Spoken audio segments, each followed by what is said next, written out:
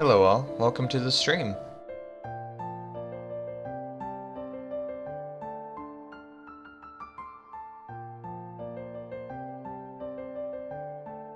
Today excuse me.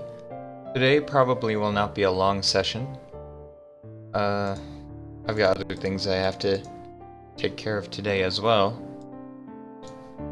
But last time we were looking at the sigIRC program. I managed to finish up the move and resizing controls.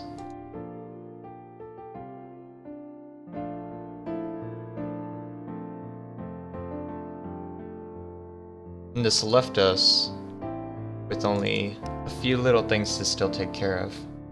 Most everything else was already accomplished. So at this point, we can actually click any element, drag it around, and even resize it if we really wanted to. Save it. The only thing I have to actually do still is add some constraints. So for example, if we were to resize it, it can actually go beyond here and become unclickable. Stuff like that. And that's not too difficult to do. We probably should have like a minimum size or something.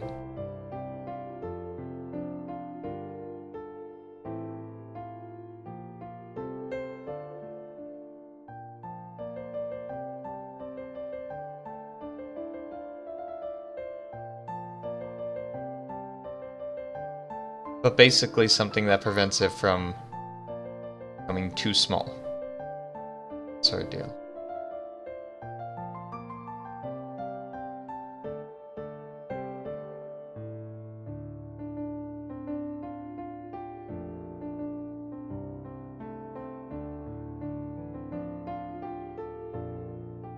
So with this perform resize, we do adjustments, but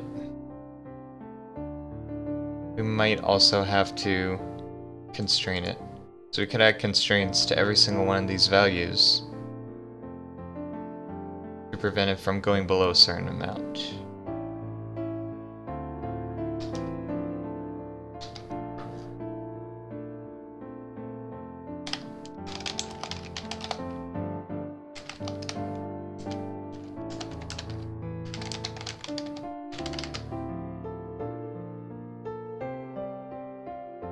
Let's say the minimum size is... what is a good size? Probably no smaller than 8 by 8 pixels. Like that's really tiny. That's basically 8 by 8 pixels right there. So let's say the minimum element size is 8. Not go beyond that. We have to do this for every element that we resize, like right here. Every time we change one of these. Additionally,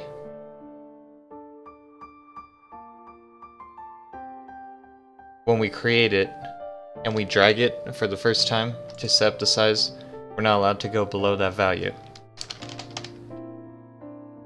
So whichever is larger, or this value right here, or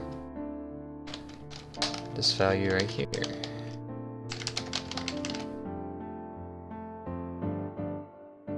And it needs to be not a double, I guess. Well, actually it's a point. I think I'm just missing a parenthesis. Probably.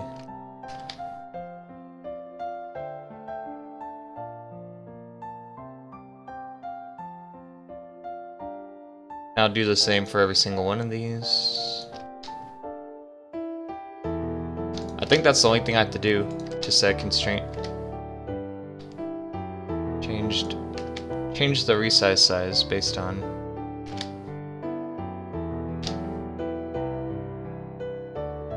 the minimum element size. Additionally, when we finish dragging, which is in mouse released, prevent it from... There's gotta be a release somewhere here. Let's see. Controller module. There definitely is. Like not typing the right keyword. Mouse released. Isn't that what I typed? What did I type? I typed mouse release. That did not find it. Probably because it was case sensitive. Don't like to have that on.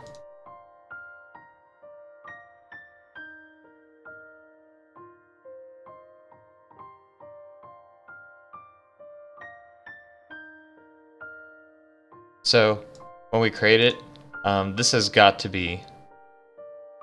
Wait a second. Actually, this is fine. We do handle negatives that way, but the size, that is, we want it to be at least a certain value. Minimum. Minimum size? That's not what I want. Minimum element size. There we go. Now if we do it that way,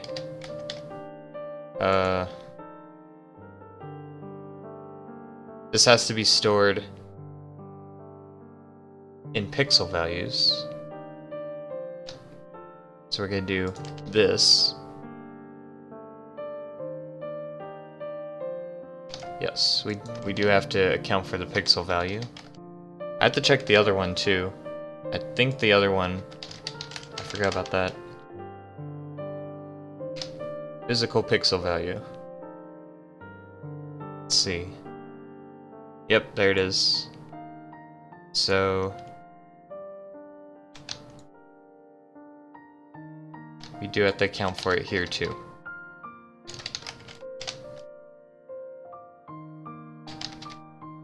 So if the image is not scaled at all, 100%, the normal size, then the maximum size is 800. Or 8 pixels, gosh. I think that's it. That's all we really want there. That'll give us a minimum size. Yeah, take a look at it. So I had to click this and try to resize it. There we go. It can't go smaller than that value right there. As the smallest it goes.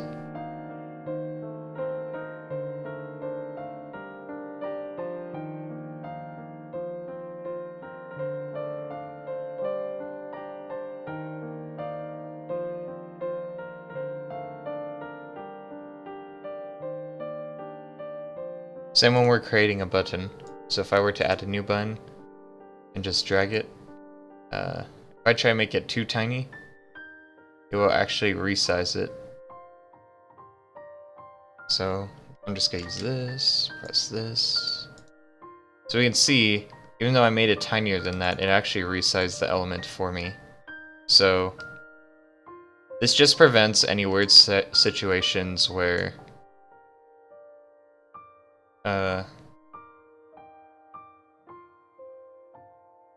we made an element so tiny that it can't be resized whatsoever. So this kind of prevents that sort of thing. It only happens if you try to drag it smaller than the tiniest size allowed. So that's good. That's exactly what we want.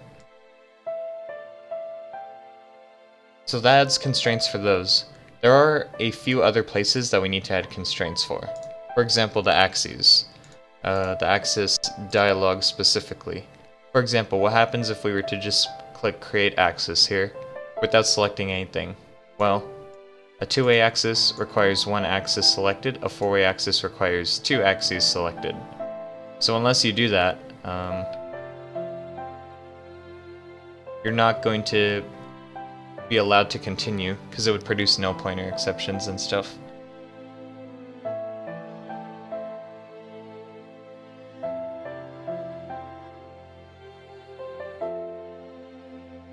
Additionally, what if the axis range is not valid? If the axis range is not valid for some reason, as we can see here, it starts producing errors, a number format exception. So we need to take care of fixing that as well. So just a couple of little things, data validation at this point. Nothing too crazy, but we don't want a user to be able to do something dumb with our program, cause everything to break. At least we want to try to prevent it. It's not impossible to stop everything, but we can stop the obvious stuff like this. So, if we do have a number format exception when we're trying to draw this thing, we just don't.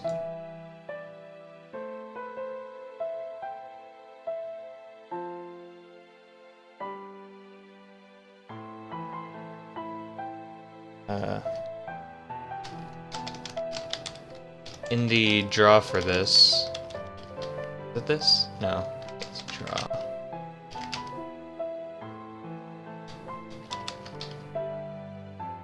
Display. Get axis display. Okay.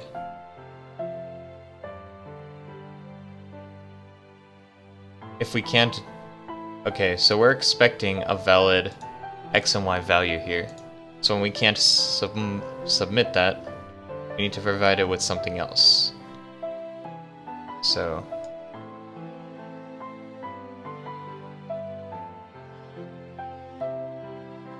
where's our document listener? I know I have one.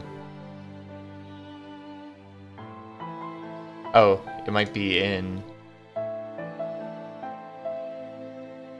a linked text field. Here we go. So if the field is invalid, which means it's not a number, we're gonna do that. Additionally, when we try to get the value, let's see, axis, well, not that, but the range, 2A axis range.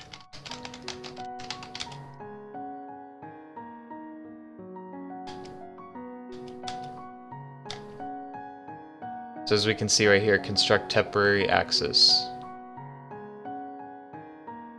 This thing assumes that we have a double here, which we might not. So in the case that we don't, if the number is not valid, xutils that is numeric.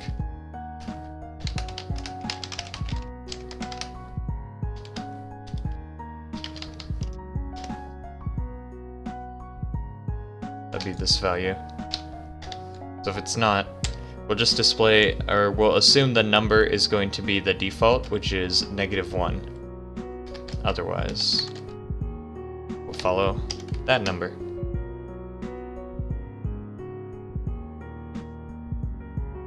Get text field, get text.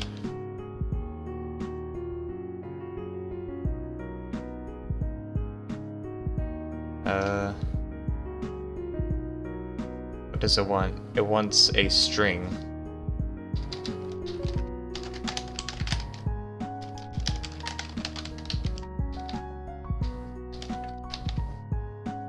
Okay.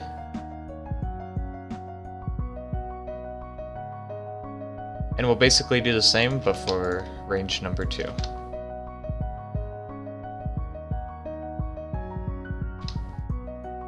And that should prevent an error here. And ultimately, this axis will be used or sent up when we click the button.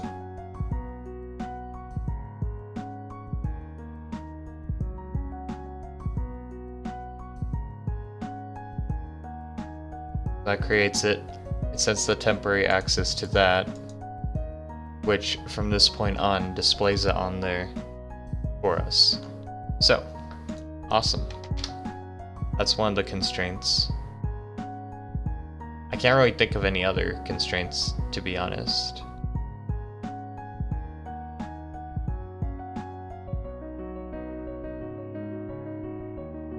I think that was the only one that produced an error.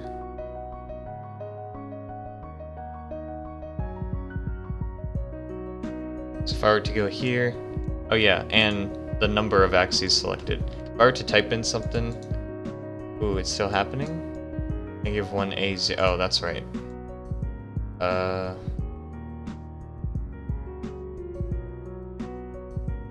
Wait a second. I'm pretty sure I just resolved that.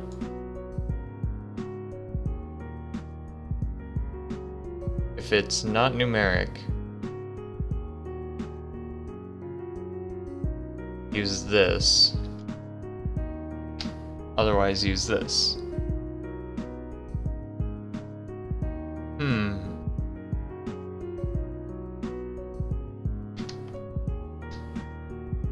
I assume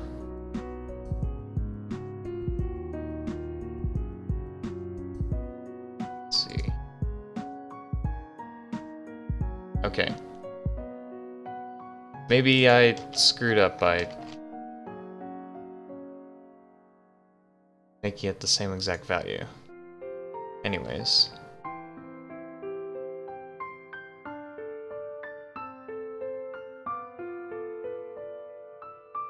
Before we hit that submit button, we have to make sure the number of axes selected is good. So, for the create button listener, right now we have an if data is valid. If it's not, we should actually return the reason why it's not valid. That way we have more control over this dialog. So let's make a new enum, call it data validation reason. So one just says, one is just good, as in it's good to go. Let's see. One reason it could not be valid, invalid range size, as in one is larger than the other, something like that. And axis missing, as in you didn't select an axis. So instead of just returning true now, we'll return a data validation reason, and we're looking for a specific one in order to continue.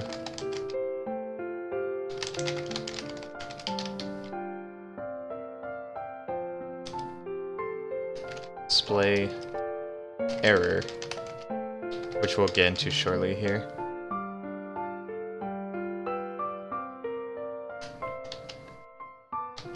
So looking for two things.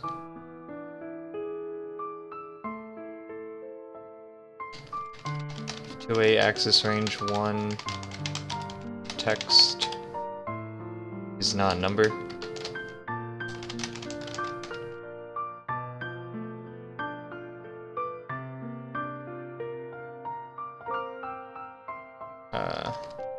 Whoops. So check if it's numeric. Non-numeric.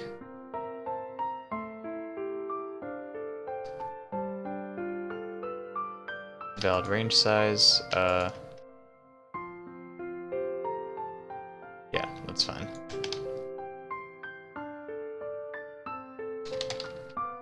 Or number 2.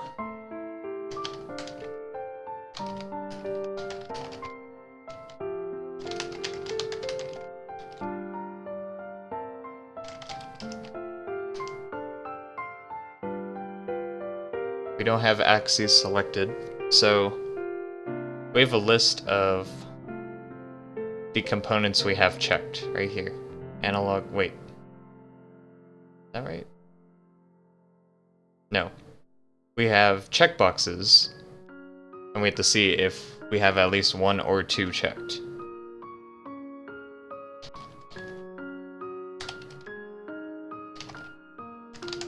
Checked. Requirement.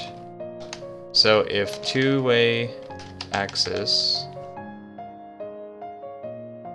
I guess we could look at that. If 2-axis button is selected, then the requirement is 1 axis selected. Otherwise, 2 axes are required to be selected. And then we're going to check through all of our labels.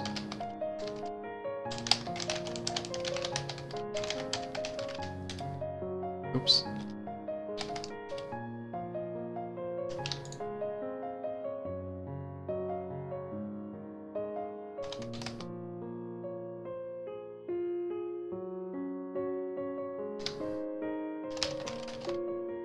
If one is selected, then the number checked goes up by 1. And if the num checked is equal to requirement, then we're good. Let's just say if it's not equal to requirement, then it's bad, because we'll just return good by default. Because we might add more to this, and we don't want it to say good when it's not good.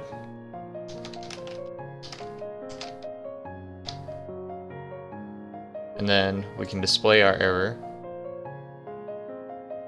based on our reason. So I guess I'll store this somewhere.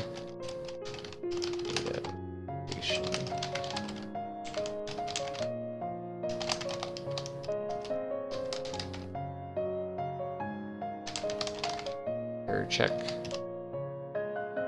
Display it.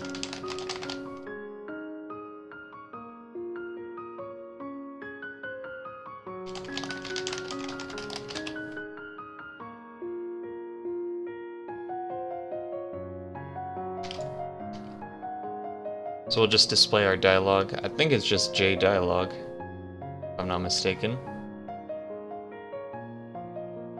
I would hope so.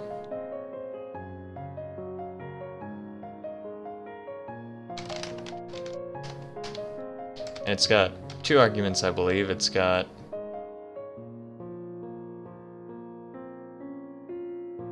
let's look at J dialog itself.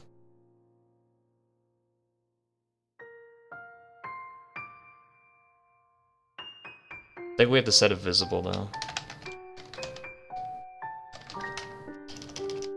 Error box. And I think you set up a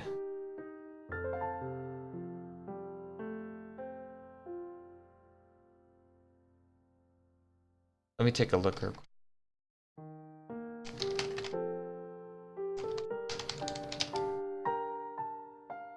Creates a dialog window.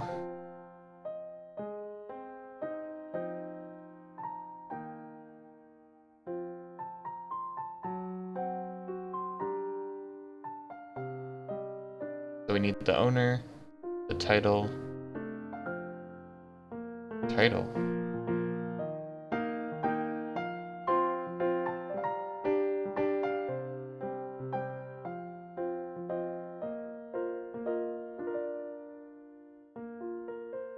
I don't think that's what I'm looking for. I'm looking for a dialog box.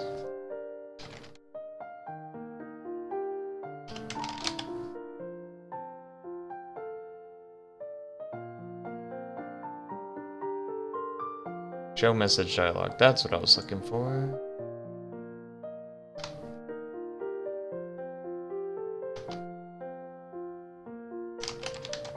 Actually, let's do it in here.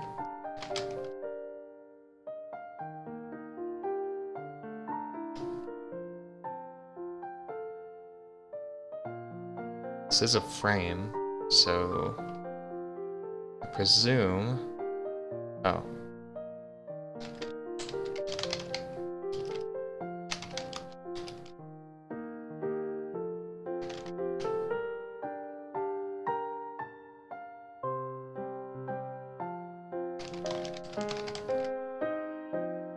Interesting. It's just a static thing, huh? Show message dialog.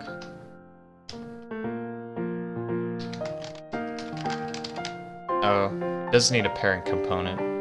That makes sense.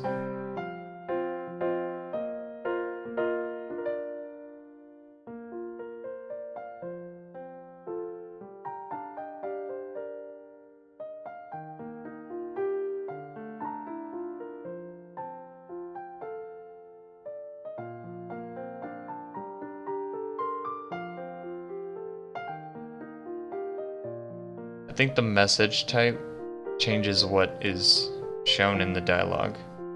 Just gonna do a warning message probably.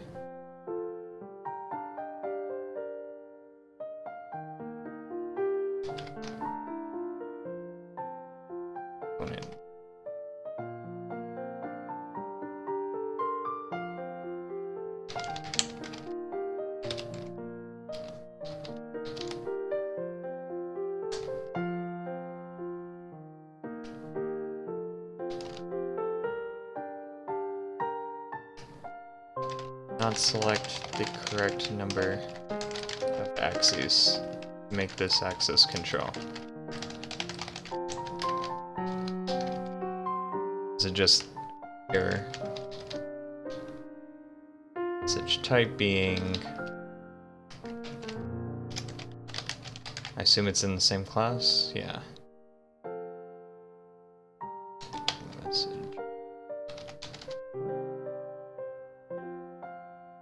If it's good, we don't have to show anything. Size.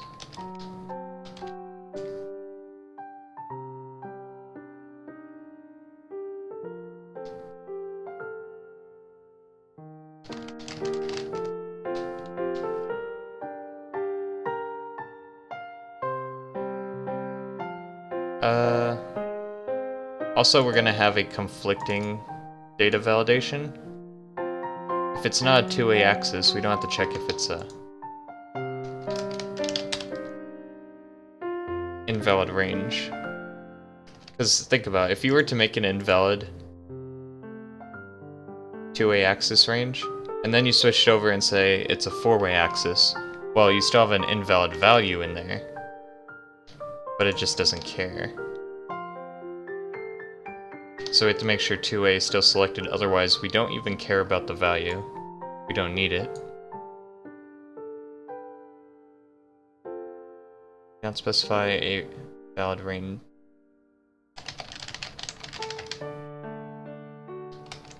For axis.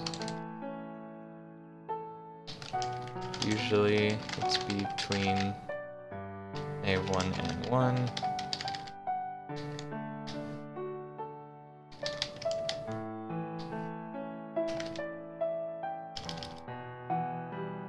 Make sure the box is not red. Okay, let's take a look at that.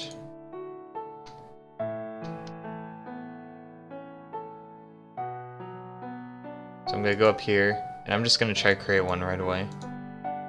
Do not select the correct number of axes to make this axis control. Fair. If I just select one, it should still be invalid. We have to select two, and then it would actually be a proper control.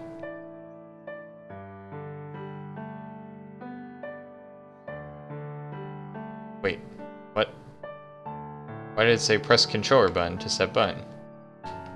Uh-oh. That's not right.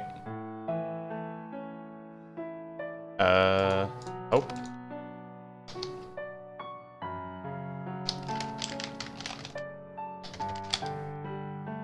Button set. Where do we call this? Mouse released. Oh goodness. Drag axis selection. It's drag selection. Drag axis selection. Set it to default. It did this, and then it...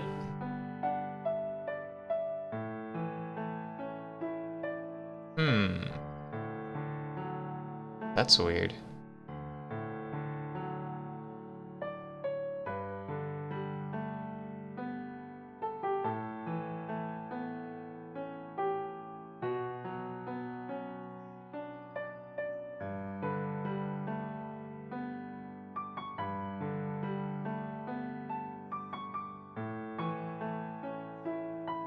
That's very weird.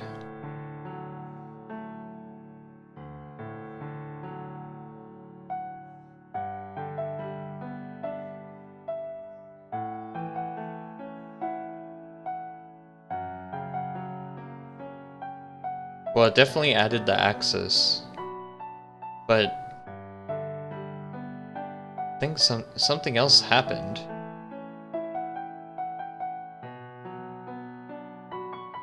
Something else just now happened. Set up bounds rectangle. Yeah.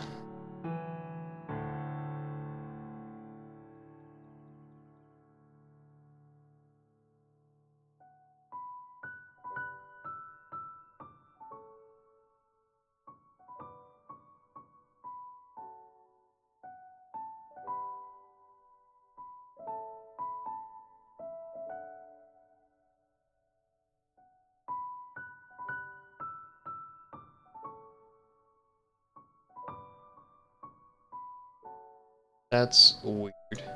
Click add button. Wait a second, does it think...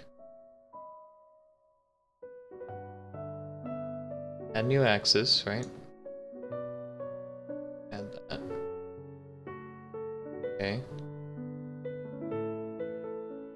See, it says that again. That's not right. And that happens if button set is set. There's only two places that happens.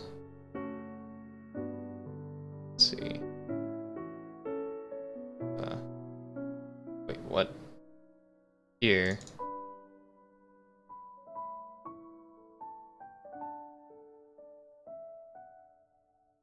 And here, so it has to be called here somehow. Mode is drag selection. Well, what causes it to be drag selection?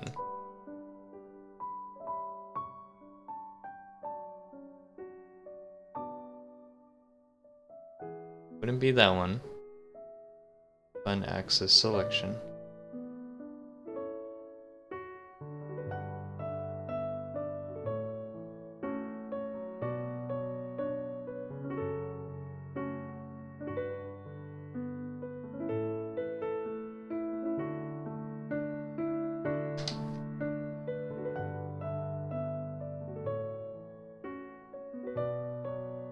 Oh, we're not saying the edit mode. But even then, set it here when we're done. Button.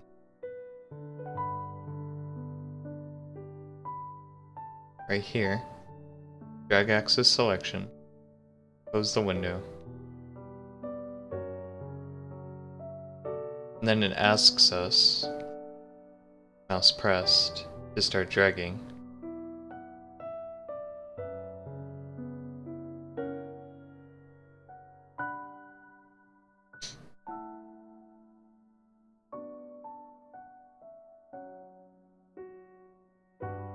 And then when we release,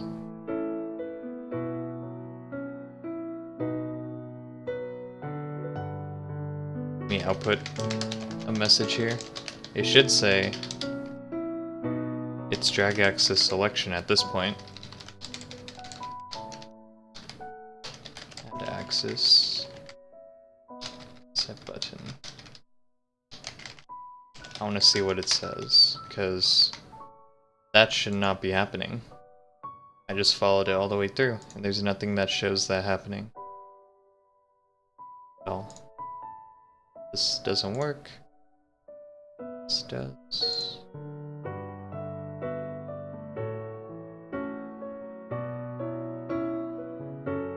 Drag axis selection, add axis. And then it says this. Press controller button to set button. How does it get here? I have no idea.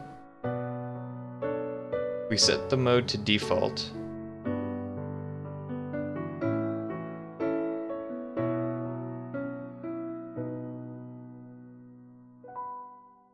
And I don't think there's anything in default. Let's see. That would cause this. So we set to default, right?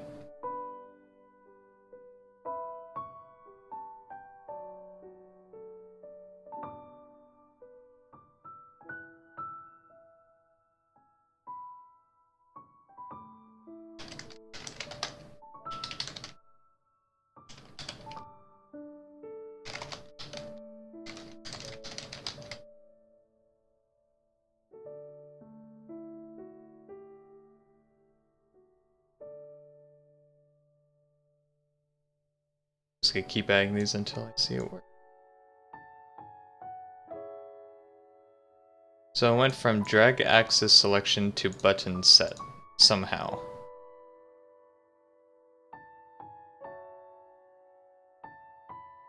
Somehow.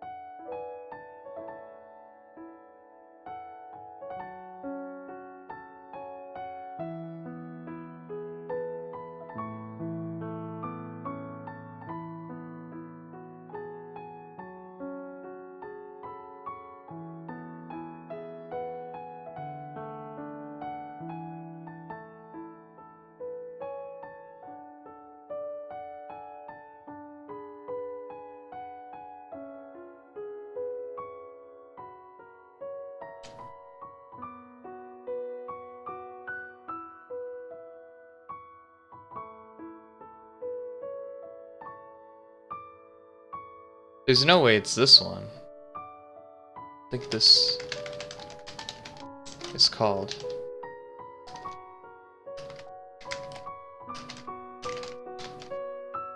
Let's put dragon.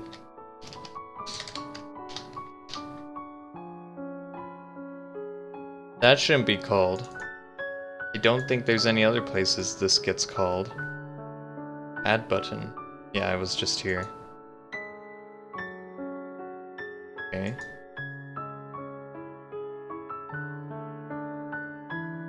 Sense.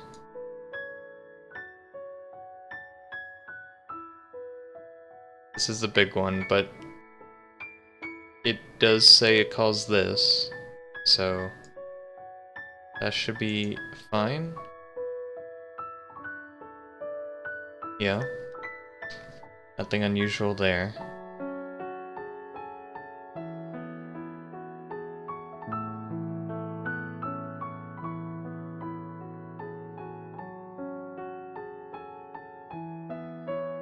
Okay.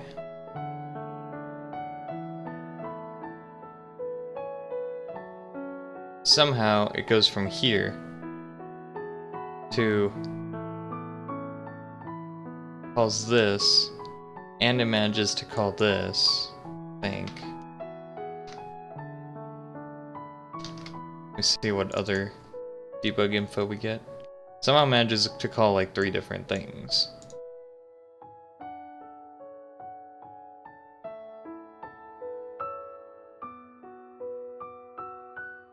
Okay.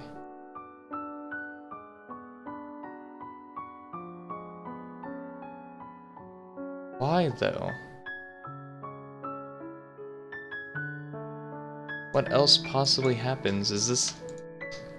Does the mode not get set here? Go here and the mode is set. Something else, and then... Forget the draw. The draw doesn't tell us anything useful we want.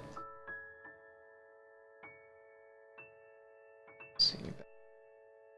Let's run.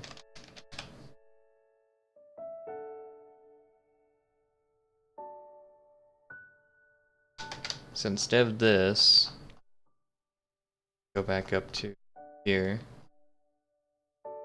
Oh, mouse released. I'll see what it is before. Mode after is. It wouldn't call this, I'm pretty sure. There's no way. There might be a way, I mean, spaghetti code, but I doubt it. Add button. Add new axis. With those. Create axis.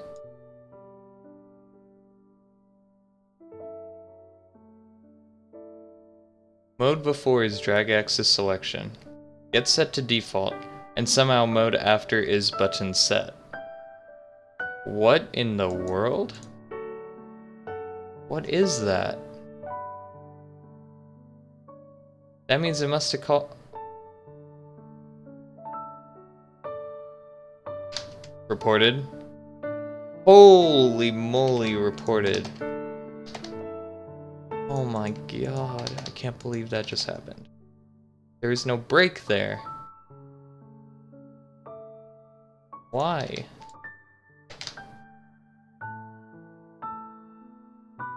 Spent so long debugging that just to find that. Goodness. Why? Like, there's no way it leaked down to the next section. Then I look. Oh, there's no break. Fudge. That would explain it, you know? That is how that stuff happens. Oh, we shouldn't do this if we're trying to do a mode. So how about we put that dragging stuff inside the... Let's see. Mouse press. Do this stuff inside default. Wait a second.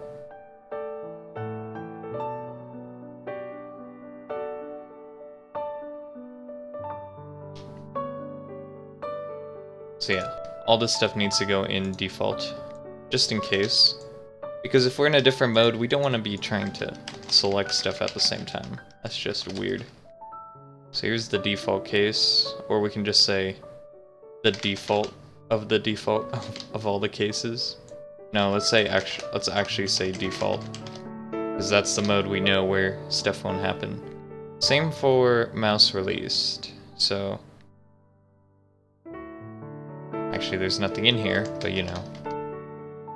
The mouse press stuff won't happen if the mouse release stuff ain't happening, so if I were to add a new button, casually drag it, it's not going to select other stuff in the process.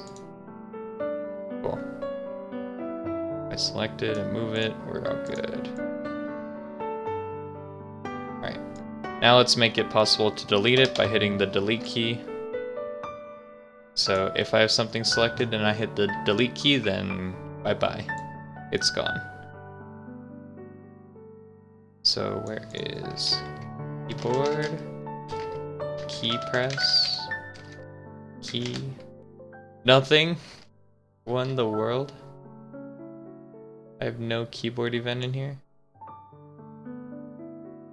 We gotta add that.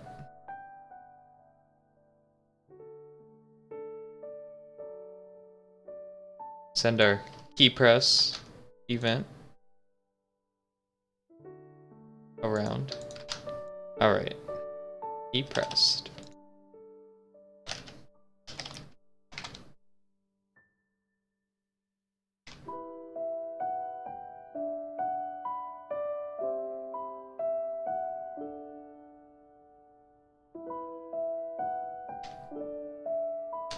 A key code is equal to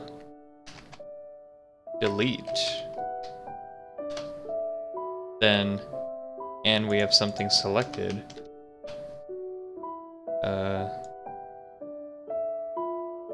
Just like selected element, right? Selected element is not equal to null. Then, maybe we should do a confirmation dialog. Are you sure you want to delete it?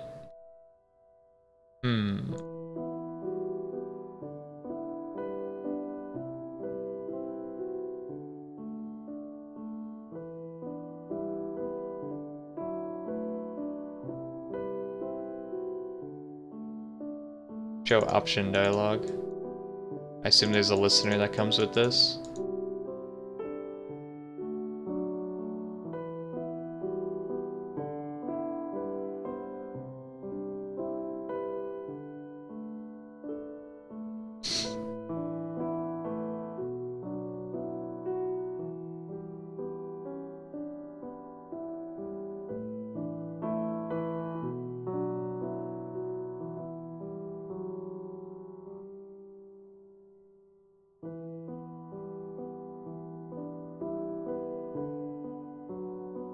This returns a string. What does show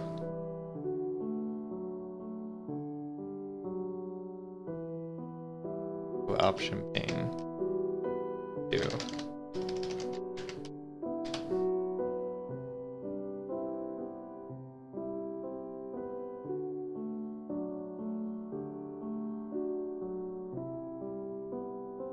I have show confirm dialog. That's what I'm looking for. So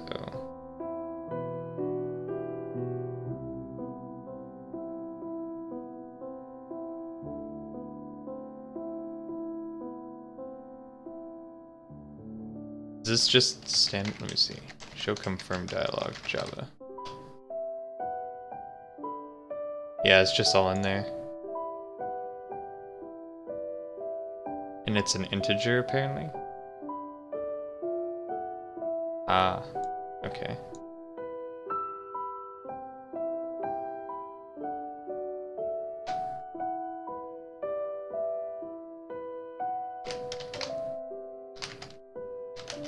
It's pretty convenient. Go confirm dialog. It really is convenient. Option.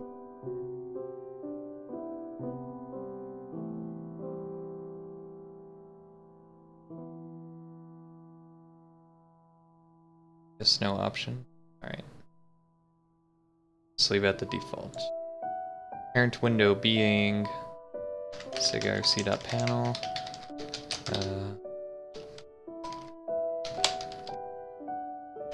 Are you sure you want to remove this?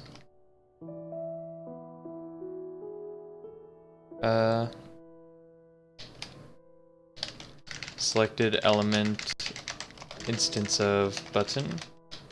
Display a button. Else display an axis.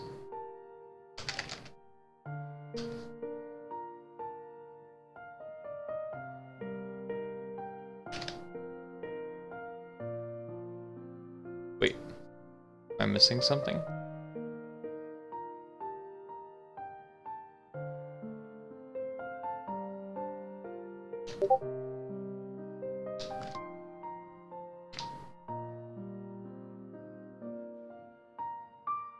It's equal to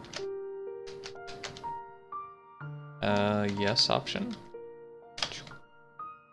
Well, it wouldn't be yes option, it'd be yes. Oh, maybe it is yes option. Yes is chosen. Yes. What we're looking for. And yes, we remove it.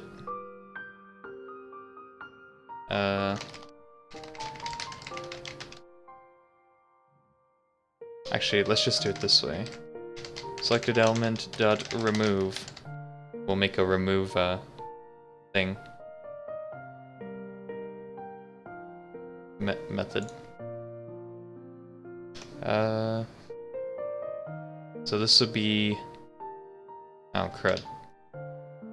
Maybe not, because we need the module, right? I guess we can send the module. This. Controller module.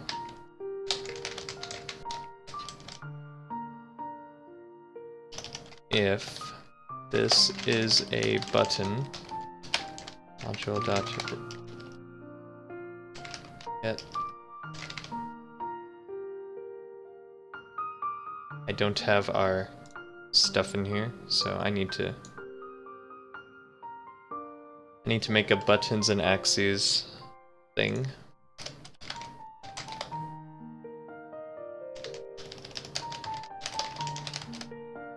Get buttons.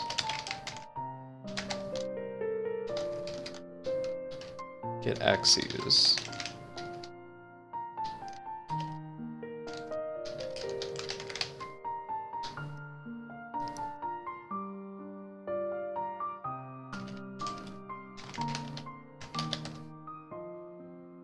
Move this.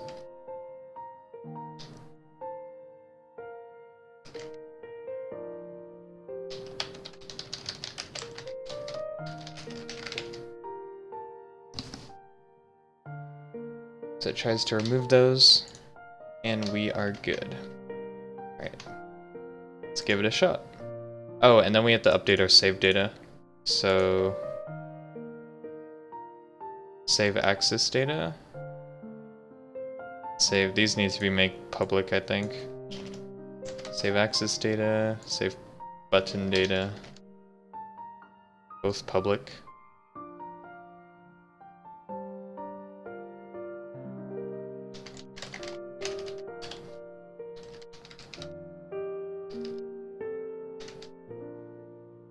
because we just modified it. So it's going to take everything that currently exists and rewrite to our file. So if I were to now click this and hit delete, sure, you just say no. If I say yes, it's gone. Uh-oh. The box needs to disappear too.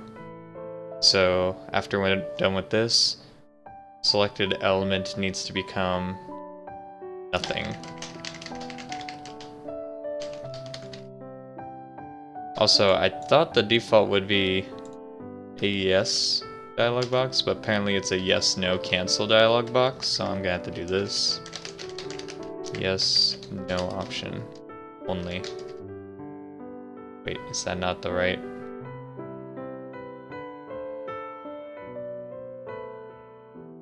What? What is it then? Component object string. Oh, title. Message and title. Confirm delete. Fine.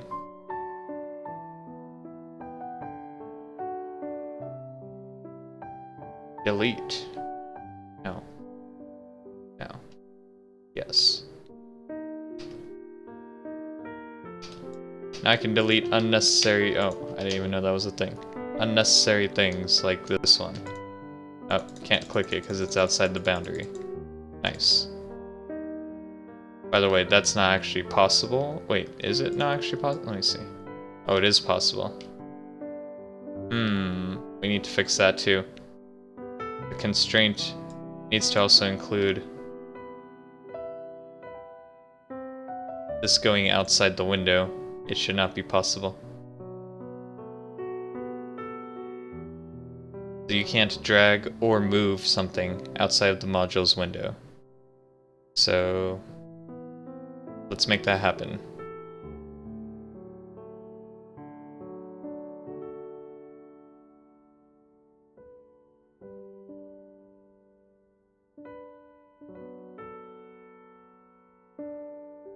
And that's very simple to do as well. For here, the bounds will be modified.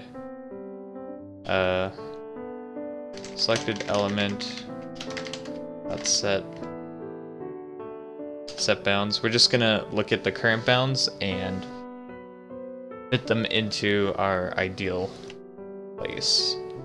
So the minimum it can be for, well, we're looking at max here.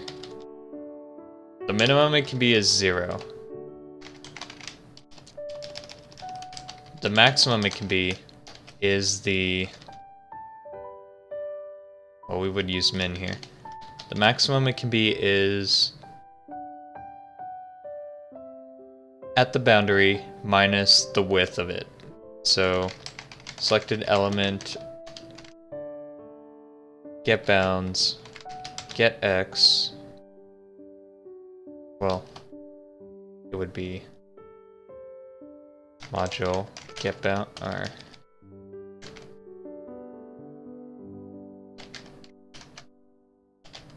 get position, get width, minus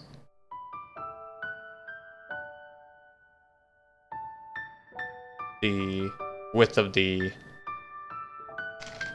element.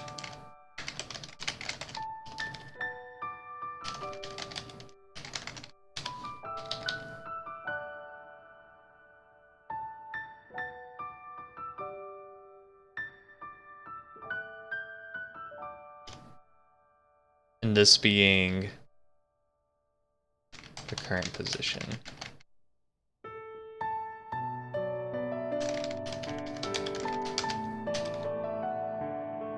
So the x cannot be greater than that or less than 0, and that is for the x constraint.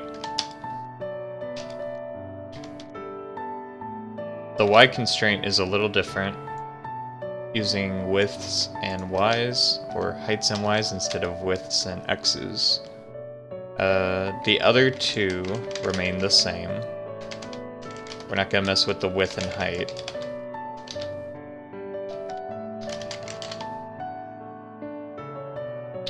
Oh, this is based on pixel values as well. Dang it. I have to take everything I just did and convert it.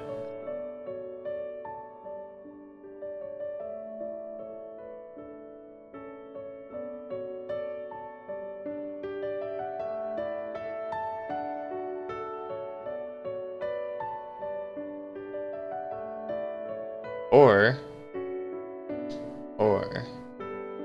yeah.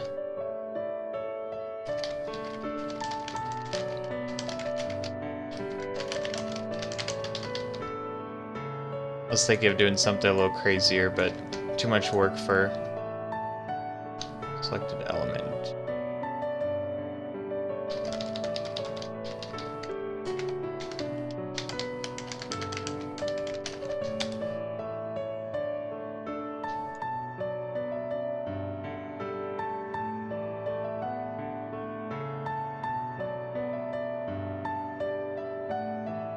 Wait a second. They're already converted, right? So all I would have to do is divide this one. There we go. Although honestly, the width of this module is almost going to be the same as the control image's width. So that should be like 1, almost. Be very, very close. But that is the boundary there. I think. Trying to make sure the math is correct here. X. Okay. Yes. This is the correct math. So modify it for height instead of width, and Y instead of X.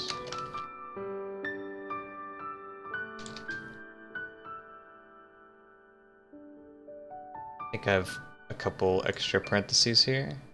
Do I? So what's it complaining about?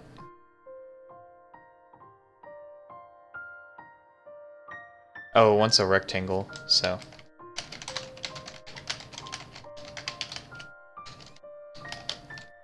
There we go. Set constraints. That's how you do it. I'm actually gonna make this. Set constraints. So if we try to drag it around or resize, these will be the constraints right here. Alright, let's take a look and see if any of that worked. I think it worked, but here we go. Can't drag it outside this module anymore. Try the other way. Yep, it's stuck inside there. Resize. As you can see, we can drag it to be larger, but then we can't drag it out. Oh. Wait, what just happened? Oh god. I forgot to put that in mouse release. Oops. You have to set the constraints in mouse released as well. Perform resize. Set the constraints. Don't want it to go outside the window. So I actually just defied my rules right there. Yes, there. Now it can't go outside. You can resize it larger, but that's about it. Can't go outside this thing. It is impossible.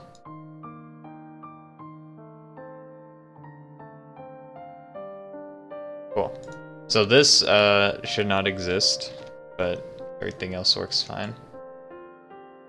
I'm pretty happy with the resulting product that I've created here. It's pretty nice. The last thing I want to do before I call this good is add in a customization window.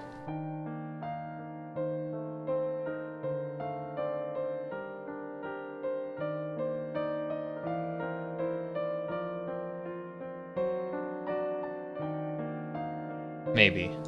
Maybe not.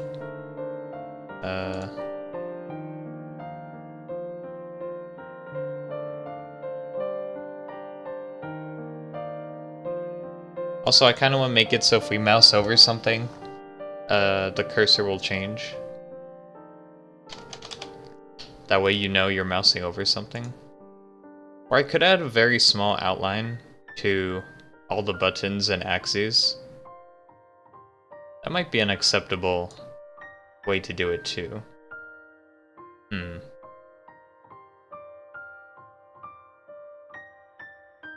But at the same time, I don't want an outline to be there if the user doesn't want it to be there. So this is like a tough choice.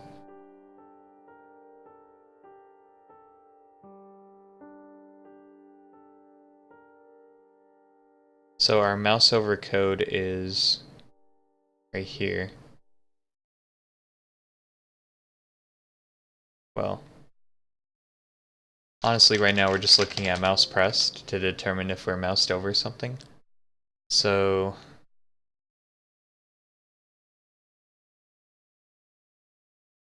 this right here selects an element.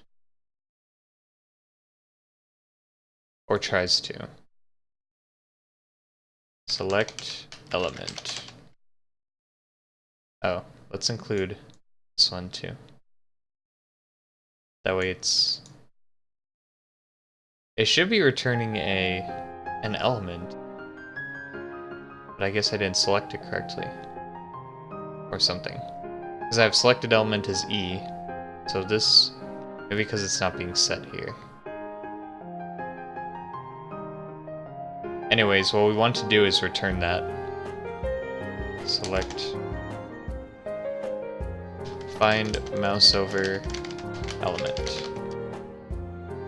So we'll do selected element equals this, change this to return an element.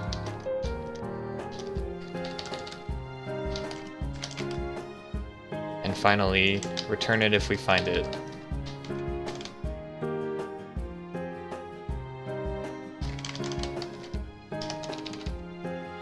Don't need this, don't need that, don't need this.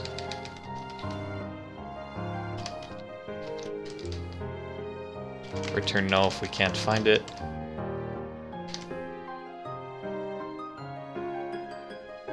Finally, we can now use this for our run as well.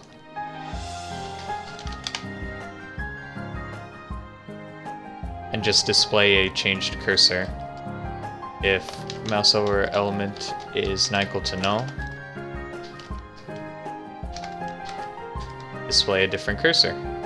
It's really that simple.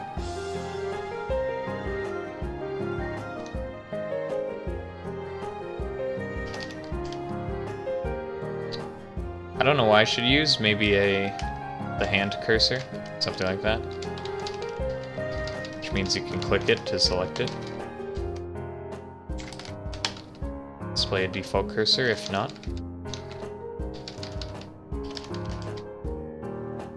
If we're not doing something special with the cursor, that is. Stuff down here might change the cursor again. There's a lot of things that change the cursor. Like, my program's constantly fighting to try and change the cursor.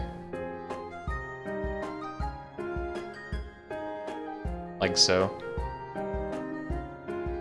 It kind of glitches the cursor, actually.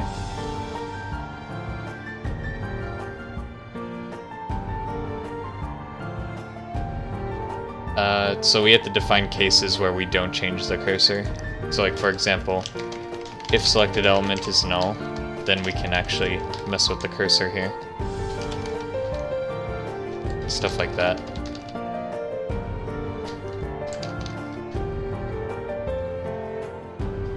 This way we don't have like 3 things trying to change the cursor constantly. There's still something else trying to change it. I don't know what, but you know, it's kind of hard to track all these things. Also, I have to give her... This needs to go away. So, if I were to officially set up my controller now, I can actually do it, because we have all the tools we need to make it happen.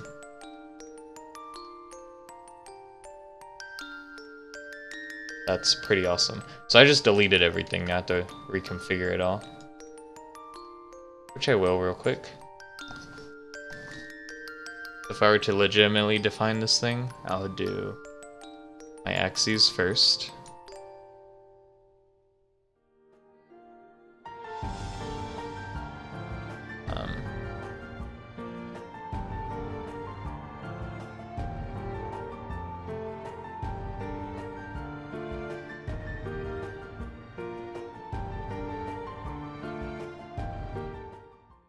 I don't know what color I would actually use, honestly. We want it to stick out though. At least a little bit. But I don't know what color I would actually use.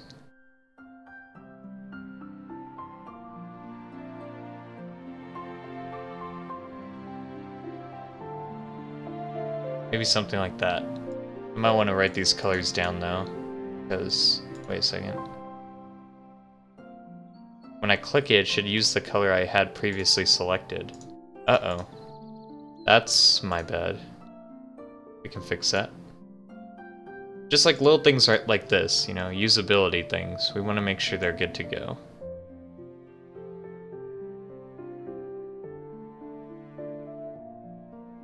Now, you know what else would be cool?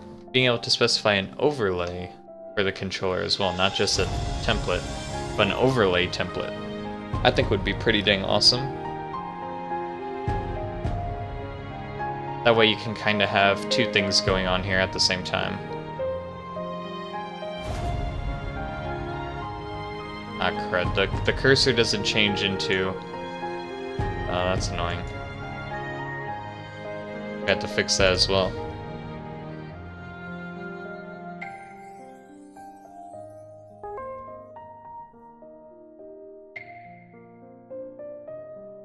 Hello, Anonymous. Welcome.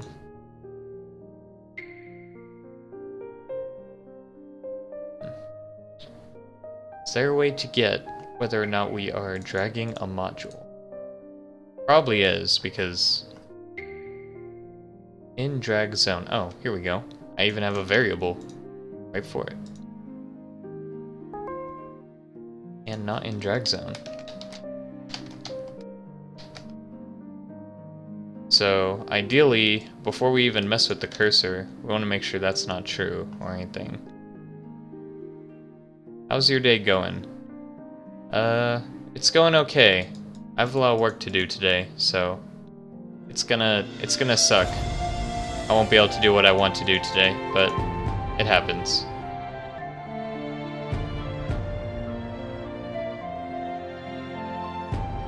Sometimes you have to sacrifice days, you know?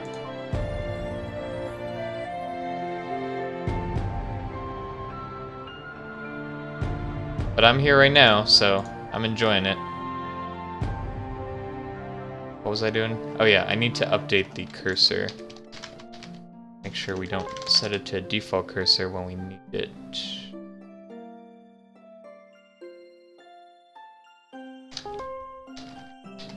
We're not in drag zone. Display that.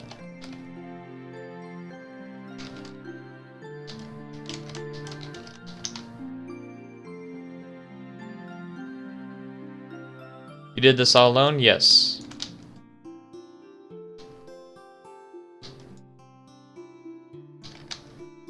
Focuser.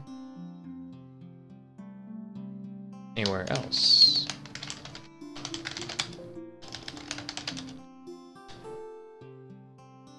This is my hobby, so yeah, I do this kind of stuff all the time. Add that in there. Should be fine everywhere else. So.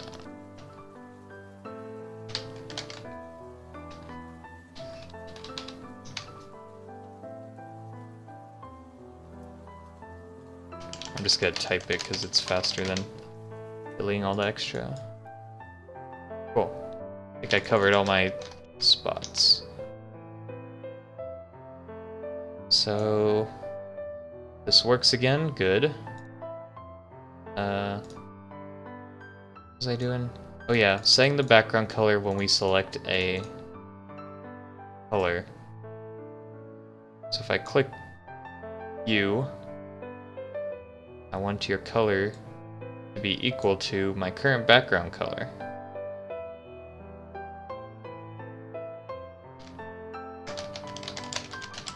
Because it'll never be null, or it shouldn't be null. So, same with background color.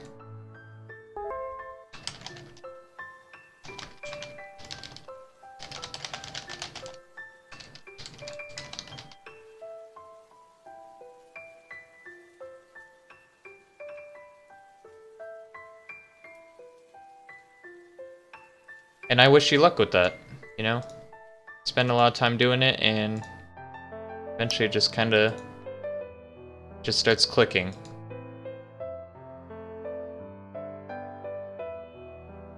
So now if I click it, it remembers the color. Good. So there's one. Yeah, it has to be inverted. There's one. Put you here. That size you like.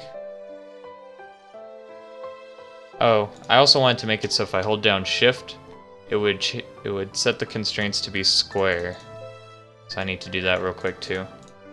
If I hold down Shift, I want to be able to resize it, but with certain constraints. So proportional resize will be false by default.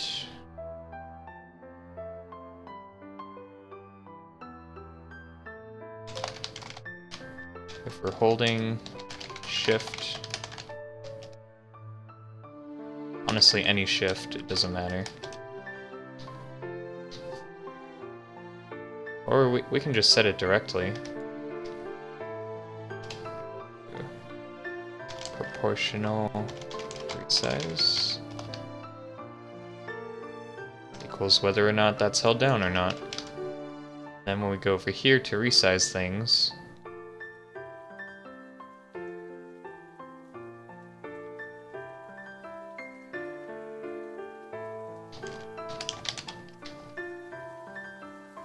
we are resizing, perform a resize.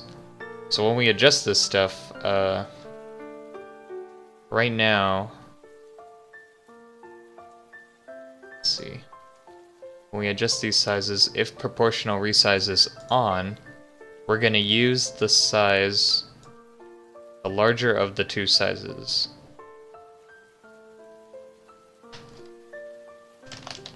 So proportional resize, use the larger of the two. I'm actually going to do it down here because it applies in general.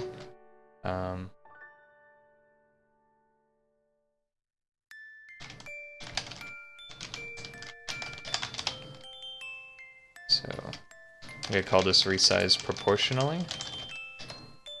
Do it that way.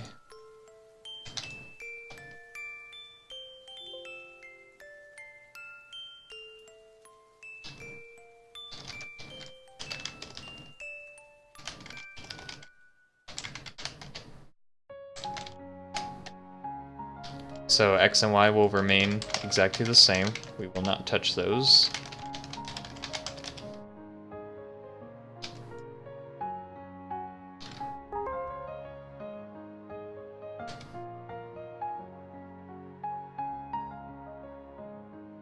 It's purely a hobby.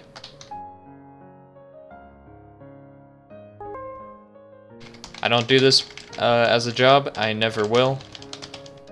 I don't want to do it as a job. So whichever is larger of the two, we're going to make sure it's proportional.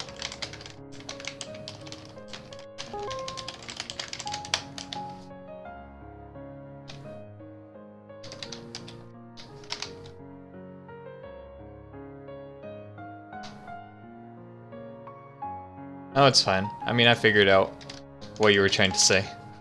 So, it's all good. Yeah.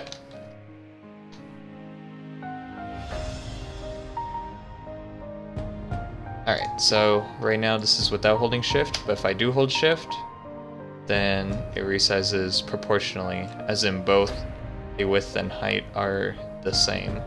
or it should be the same. I forgot to set it to false. Well, actually, is it stuck like that? Hold on. Now it's stuck proportionally resizing. I don't know why. Rip. We not? Okay. What's weird is that this is not...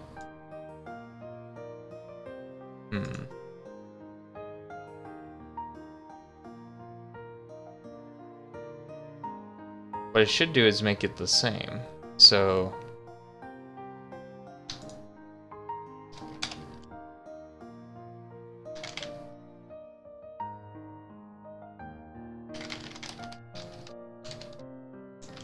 I don't know if it's because it's being set and then it tries to retrieve the value again. That would be my guess, but...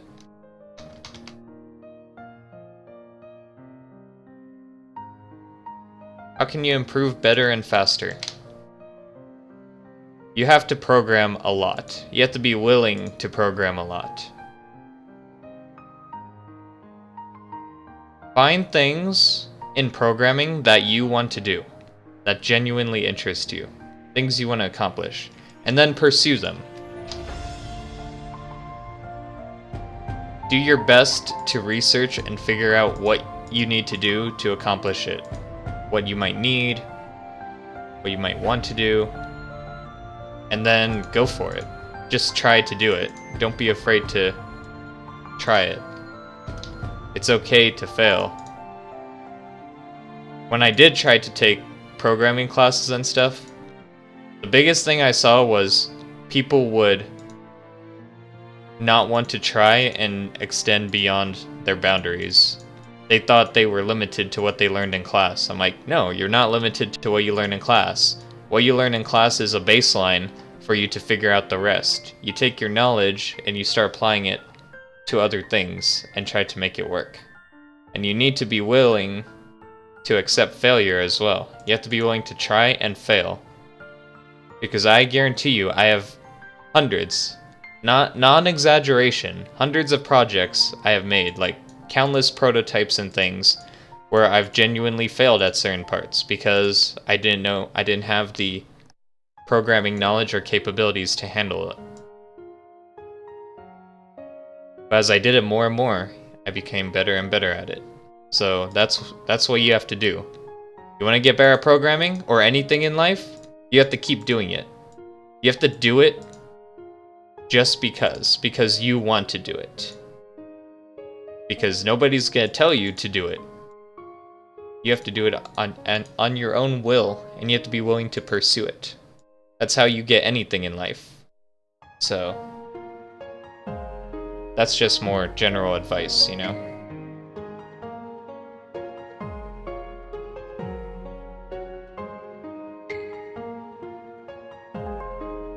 Anything is possible with programming. You just have to you just have to kind of pursue it. You have to want it, you know. I take programming and I just make it my own. I just do my own thing. Yeah, right? Motivational speeches. Okay. Well, I hope this works because oh yeah, the keyboard thing. For some reason, I did not check for a keyboard release, just for the press. So I have to do the release as well. Where is this? Key press. I assume the other one's called key release. Yes. Same thing, but it's key release.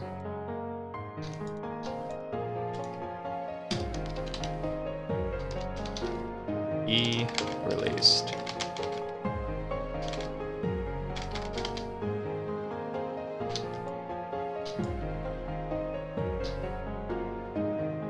So it becomes false if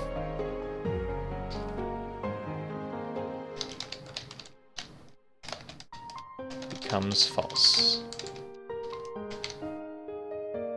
It's true, it becomes true. Well, let's do it this way. Yeah, I just realized I had a flaw in my logic. Anytime I press another key that is not shift, even though I'm still holding down shift, it would set it to false, so that is definitely not what I wanted.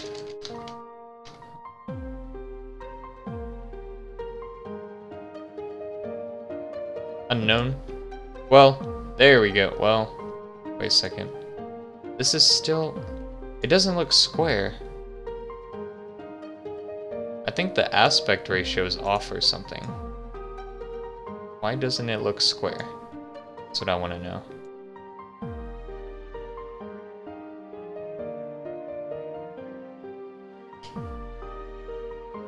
The moment I press shift, it resizes that way.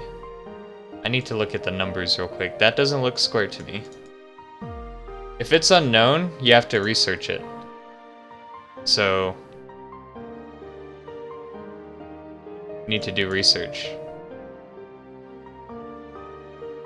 I'm always pulling up Google and looking at Java docs and stuff if I don't.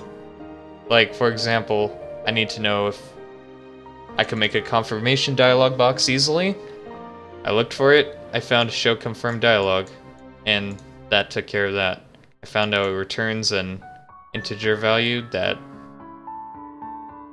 gives me what option was selected, and that's what I used. Like, if you don't know something, you have to be willing to just look for it. Just search for what you don't know, and the internet will tell you. No, you're fine. I love talking about programming. Like, if there's somebody genuinely interested in programming, like, I'm willing to go far to help put them in the right direction. Like, this stuff matters to me. This is what I do for fun. So sharing my wealth of knowledge with others is very important. Like, when I wanted to learn how to make a game, I researched Java game libraries. I eventually came across one that suited my purposes. It was called libgdx. Like, there are many game libraries depending on what you're looking for. But I found this one because it had the exact things I needed. It tells you like all the features it has, and I'm like, oh, this is perfect. And another thing you have to do if you're researching is you have to look at the docs, the documentation. Java docs, or even usually wikis are pretty good too. Where's the wiki? Here we go. I looked at this thing, and I started just reading it, right? You look at what you can do. So I went straight to graphics, and I went to... First, I looked at how sprites are defined, because a lot of game libraries do it in a different way.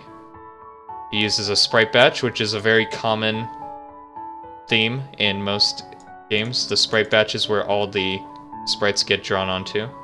You specify a texture, you specify it from an internal resource pool, so it's like... And then I looked, and it shows all the methods you can use to draw images on screen. And I'm like, okay, I can work with this. Then I looked at animations, and it even has something for animations. You can put a sprite sheet into it. So I'm like, perfect, I don't even have to make an animation class, it already exists. I think one big thing to learning how to do programming well is knowing what structures are available. Hold on, let me pull up something real quick. So, there is... Where is this thing? Scrolling up, scrolling up. Still scrolling. I'll find it eventually. I know it's in here. I think it's a little further down. I skipped it. Structures, structures.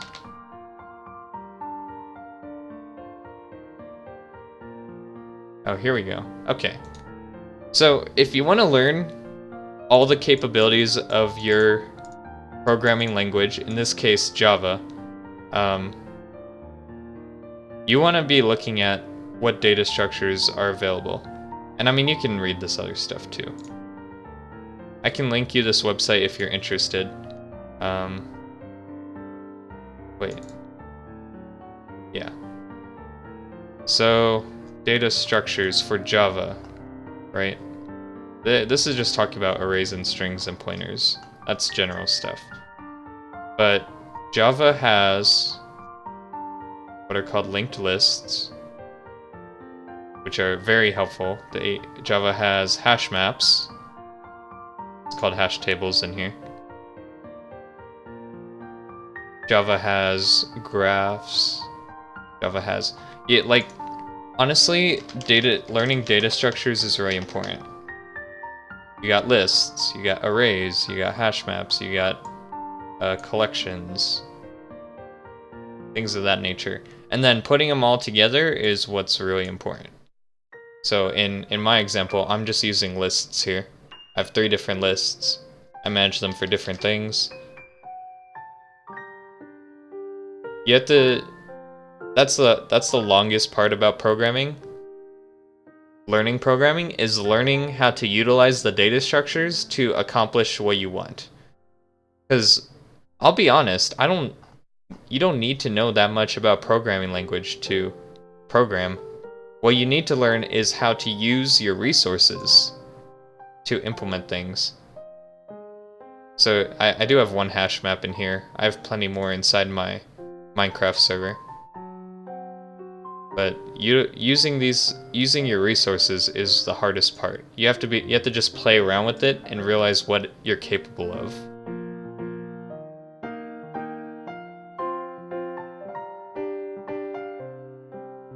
It's very hard to find a starting point because there's so much. And then almost all scenarios I deal with now in programming, I've seen before. Or I've experienced before. So you have to do a ton of programming before you realize, oh, I've done this before. I know what to do here. Oh yeah, I need to debug this thing. This is bothering me. Resize proportionally.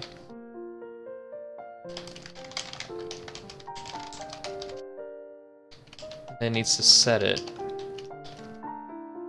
Oh, I know why it's not resized correctly. Because I'm not using the correct aspect ratio. So I want the width and height to be the same, but based on... based on the aspect ratio. Okay, I have to think about this for a second. So one of these two, the width or the height, is going to be larger. Let's say theoretically the aspect ratio of the controller is like 1 to 3.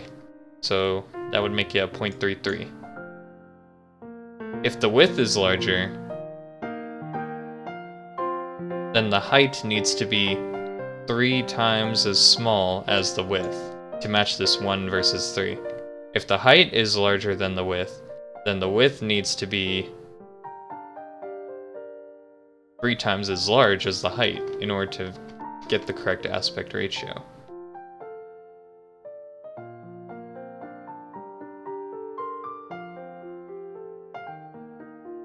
I mean, that's fine. You could probably still just do it as a hobby, you know? I mean, I'm 100% self-taught. Nothing I learned in the courses I took taught me anything because I already knew everything, and I didn't want to keep venturing further and further. And one of the programming guys I worked with for our Minecraft server, he also taught me the little bits of knowledge I was missing, because he actually knew more than me, so he taught me quite a lot too.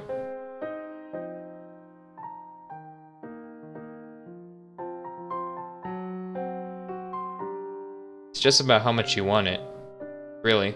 That's what drives anybody in life. It's just how much do you really want it? Do you care that much about it?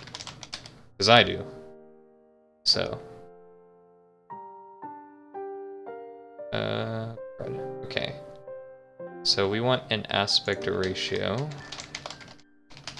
which will be the controller image width divided by the height. That's our aspect ratio.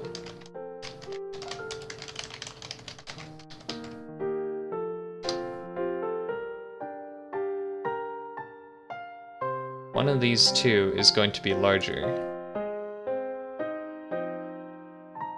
which means the other one has to be scaled smaller or larger depending on the width and height of that. Wait, is that right? That doesn't sound right to me. A 64 by 64 pixel square is going to be 64 pixels. Yeah, that doesn't make sense to me. But what I'm getting at here is how it's drawn. So if I make both of these the same, technically, if I say it's 64 in width and 64 in height, my drawing component doesn't see that because it's drawing it scaled. Let's see. I'm gonna go here real quick. This is where, oh wait. This is where I actually draw it. So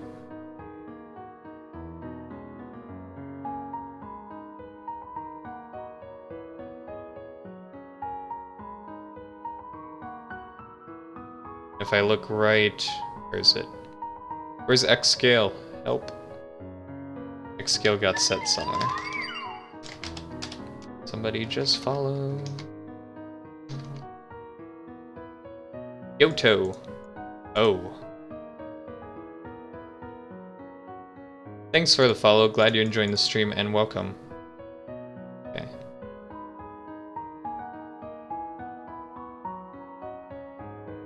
Here we go. So, again, the width and the height are different, and I'm using percentages. That's why I have to do this implementation. So theoretically, if I wanted the same ratio to display on the screen itself, I would have to multiply it by the aspect ratio.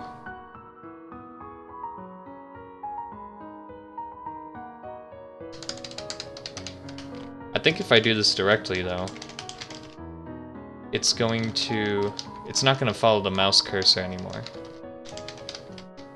Theoretically, it wouldn't follow the mouse cursor. Let me see.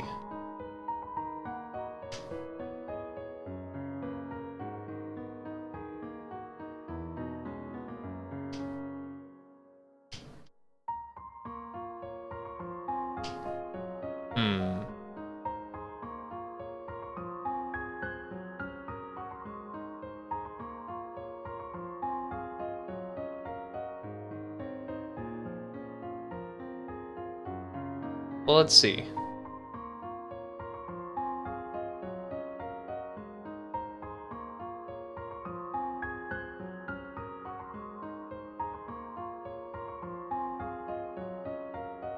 I think the reason this is happening is because both of these are getting set constantly.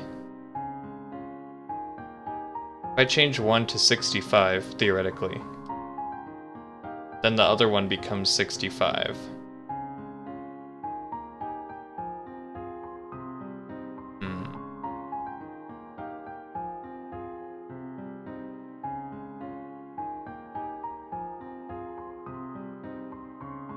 However, they're percentages of the entire thing. Oh gosh, this is quite the programming challenge. Alright. I need a visual for this. So let's say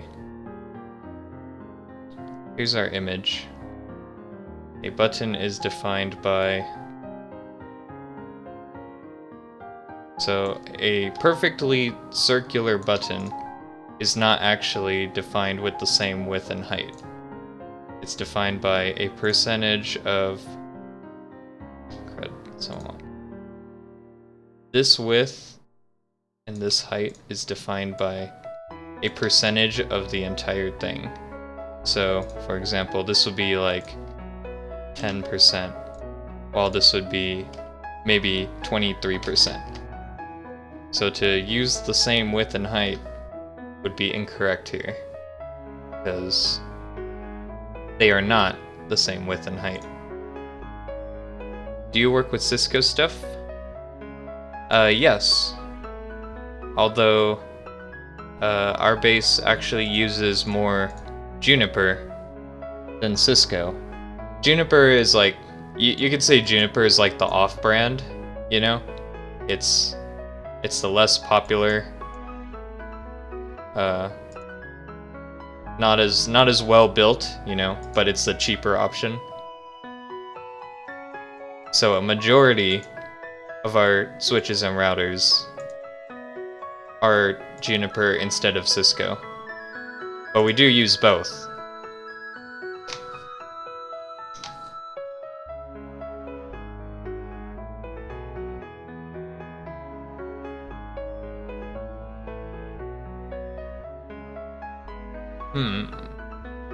So,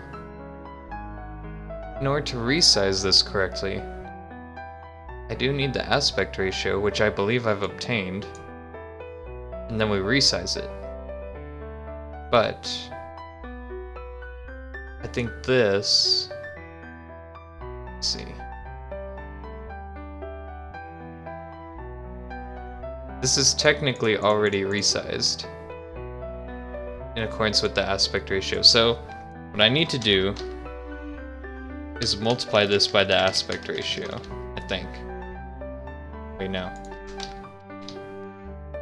I need to... Gosh. I need to divide it.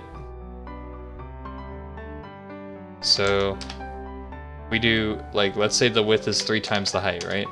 That means I have to divide it by 3 in order to get a scaled version of this. So divide by the aspect ratio. And then I need 1 for the other side. I need the height divided by the width, which will be aspect ratio 2, which is based on the height instead of the width.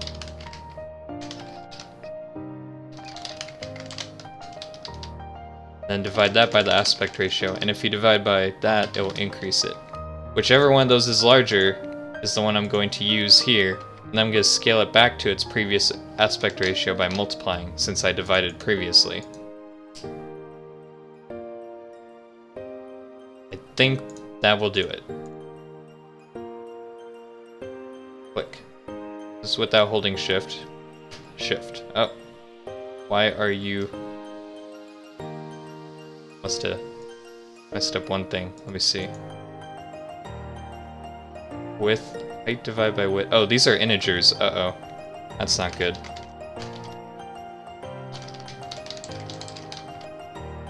That is no good. Alright. Yes! Aspect ratio. Thank you. Wait. Is that right? That's almost right. It is...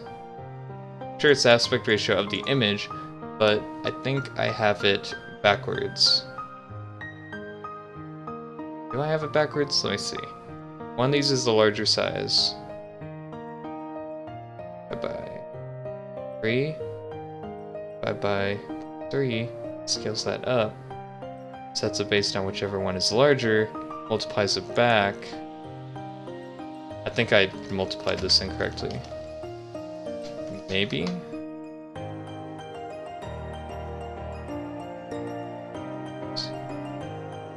Ooh. I don't think that's right either. So...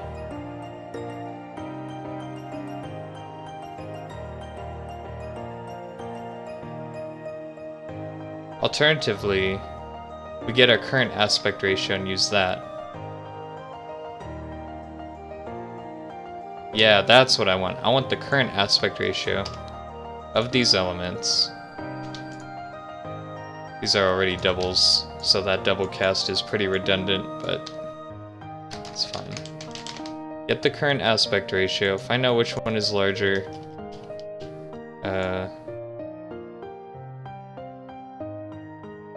Which one of these two is larger?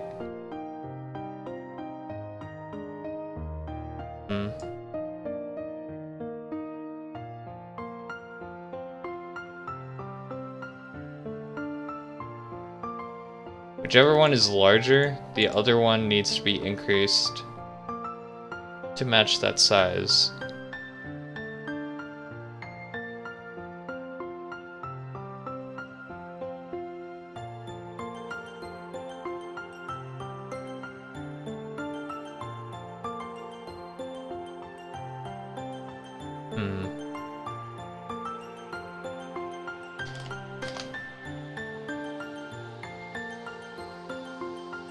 So if the width is larger than the height,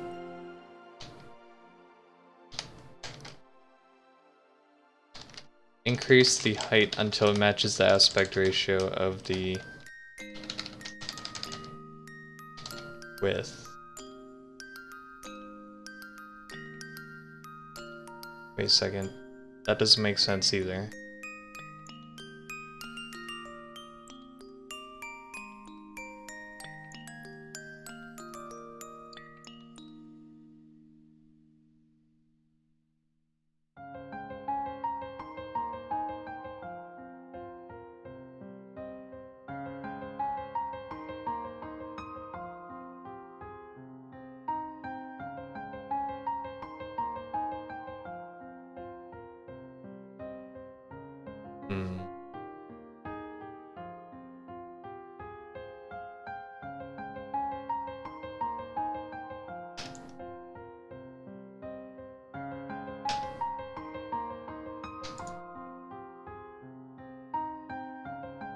See, the problem is I already adjusted it.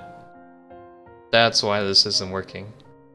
I need to get the aspect ratio before we change the size of it, so that after we change the size of it, we quote-unquote fix it.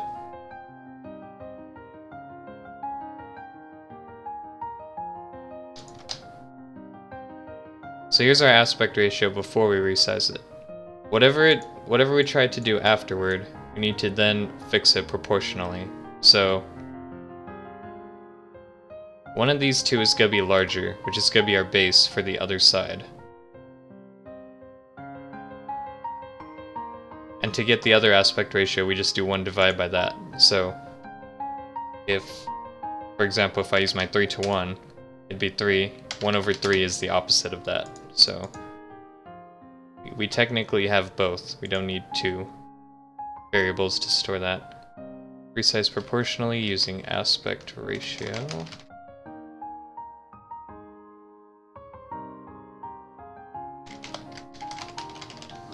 And from here, figure out which axis is larger. So what I'm going to do is I'm going to have x-axis larger, be false by default, and it's set to true if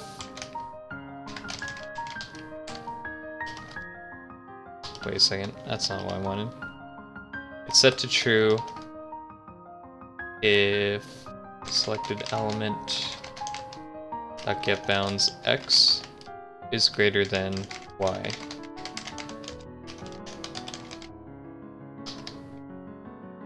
So if the x-axis is larger, that means we don't mess with the size of the x-axis. But we do mess with the y-axis to make it equal to the proportion we had before. So we'll do it this way. X-axis larger. Use this. Otherwise, resize it by multiplying. Well, let's see here. If we used our 3 divided by 1 case, the width would have to be multiplied by 3 for the height. So we multiply by the aspect ratio in this scenario, because our aspect ratio is based on width divided by height. And then if the y-axis is larger, we do the opposite. So the x-axis is larger, y is multiplied by the aspect ratio. Wait, multiplied by the inverse of the aspect ratio. Otherwise, we just use the y. We don't change it. Okay.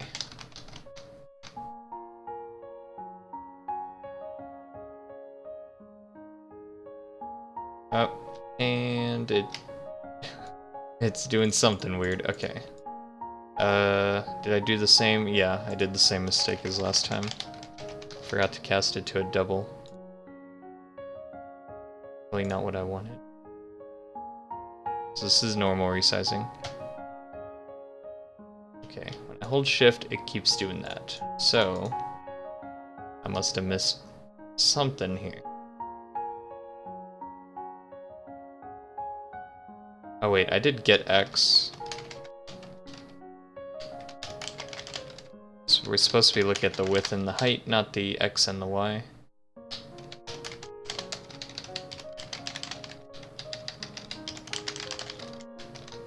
Okay. Now it just does it the other way. So I think...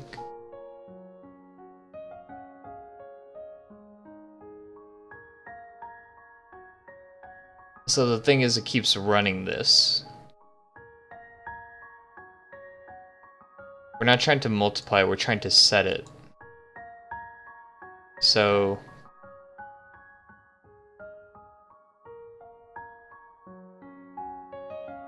Let's see. Like, if the x-axis is a certain value, the width, then the height has to be a certain value, and vice versa.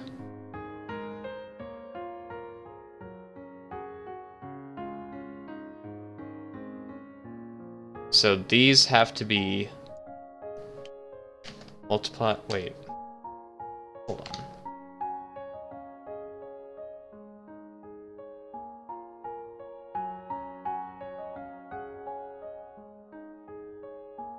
It's not about which one is larger, it's about which one has the larger of the two aspect ratios, I think. Let's see.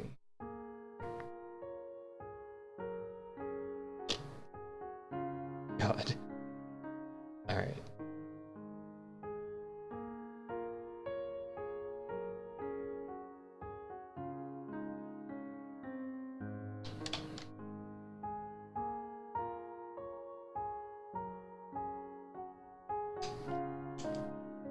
Well, we can leave this here. That's what we have to do.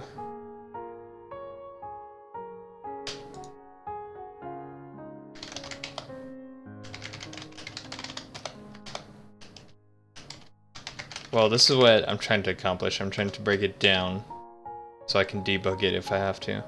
If the x-axis is larger, then the width will remain the same, right? I mean, I'm literally doing what I did down there, but up here.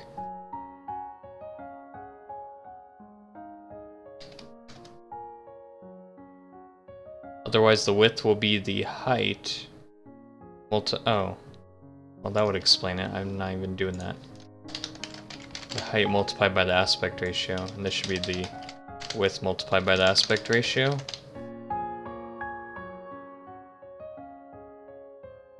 That would make sense. Let me add this real quick.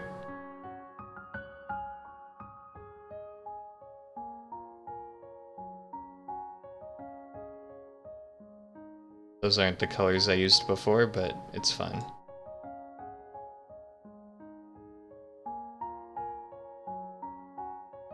Oh yes, I got it.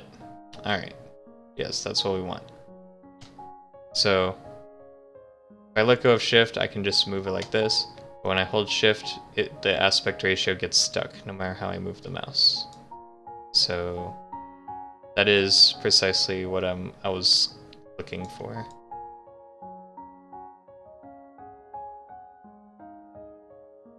Now, to make something that makes it square, I'm probably gonna add a different control for that one. Make it perfectly square. I don't know if I would.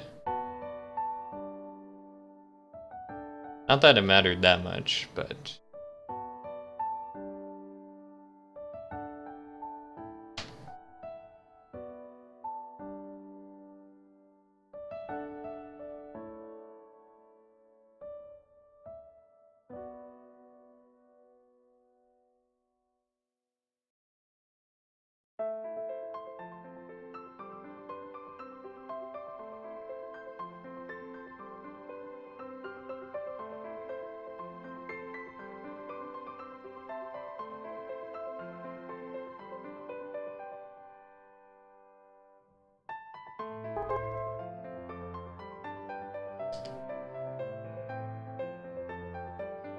This looks interesting.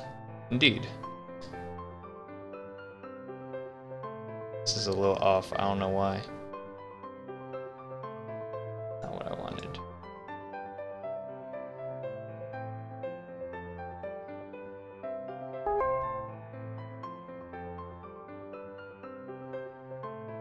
Yeah.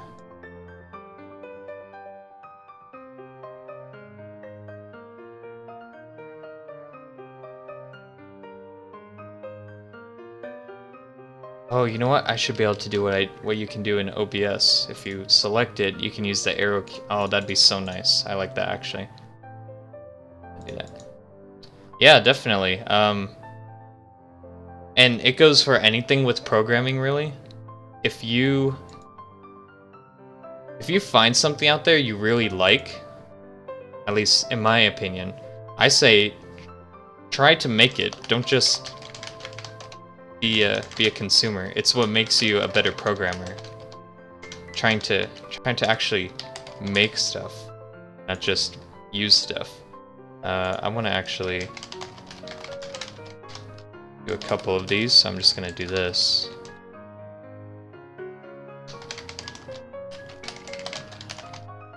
I would definitely recommend it. It's a good experience. What the?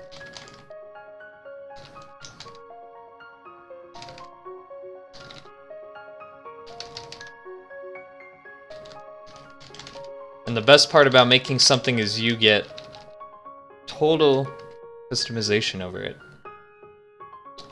If something's selected.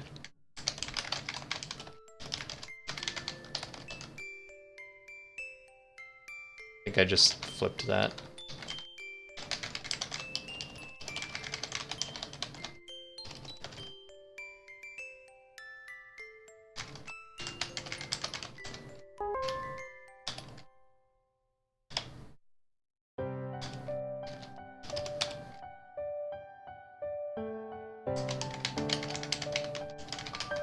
I wish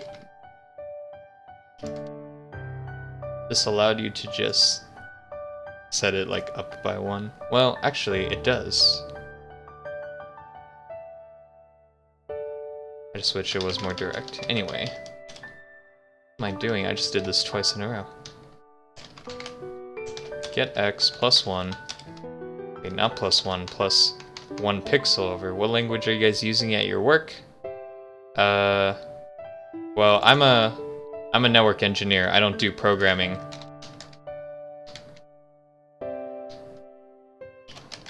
I don't do programming professionally. It's purely a hobby. I've done it since I was 10 years old, so I just have a wealth of knowledge.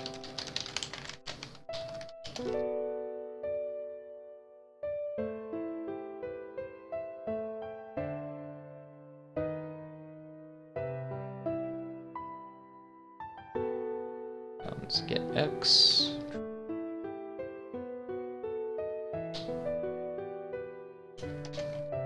One divided by whatever the width is. So we're moving it over by one.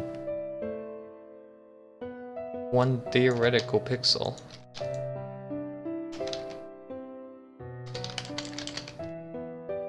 Honestly, what I should do is translate 1 pixel. What do you think about that? Wait, I don't want to do this yet.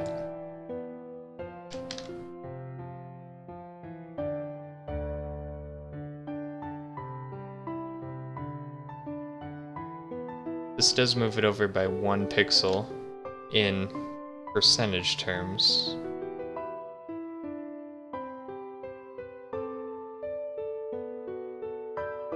Okay, yeah, that's what I'm looking for actually.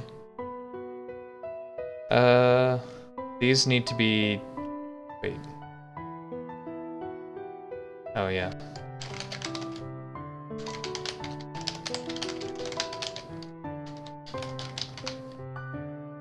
Yeah.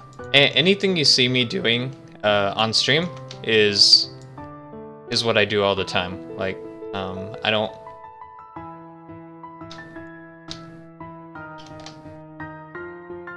do it at work.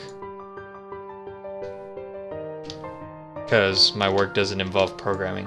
Now, what I do at work, sometimes I can use programming at work to do things that would otherwise not be possible.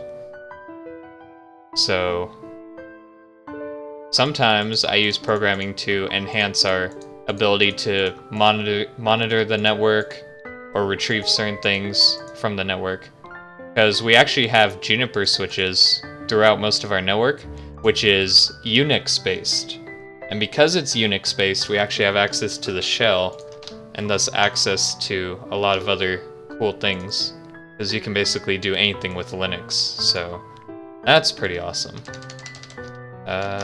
So I'm pressing the keys, it's not working. So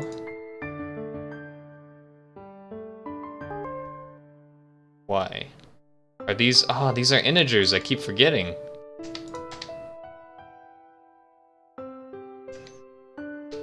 Alright. Do it again. Select. There we go. Alright. So now we can use the arrow keys if we need to make tiny adjustments. I also want to make it so if I hold it down, it will do a bunch. So a repeated key.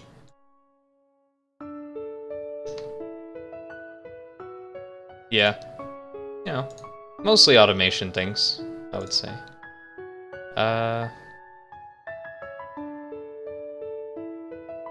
I would make a repeated key class, but I feel like if it's only for one purpose here, probably don't need to.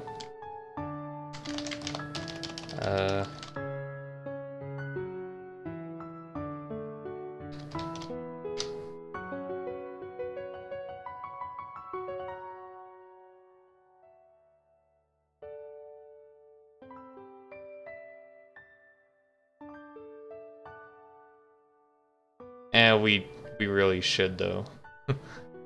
A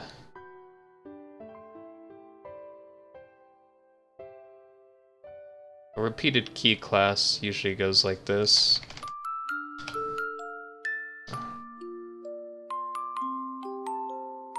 Press down key.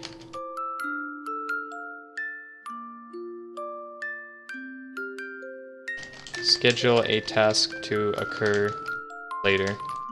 Usually I do half a second. See if key is still pressed. Schedule action to occur repeatedly. In my case, the default will be like 0.1 seconds till key is released.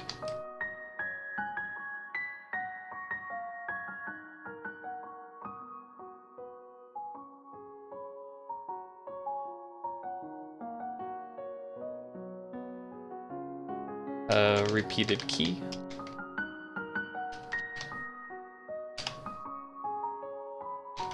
So we have a key code.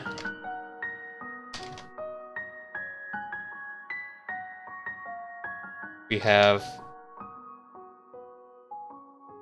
a task to check if the key is still pressed.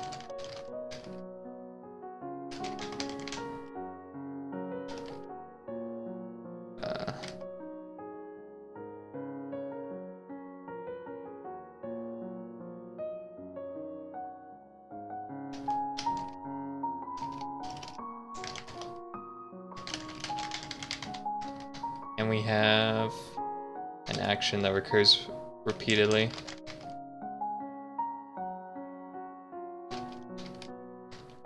We probably want the element if we're gonna mess with it.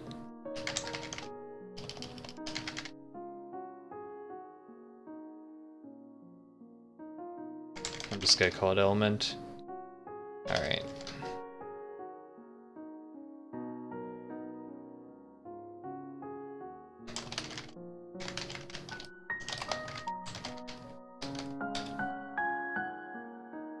We need the module we need to pull the key from too. Because it's gonna go in here. We have to check it.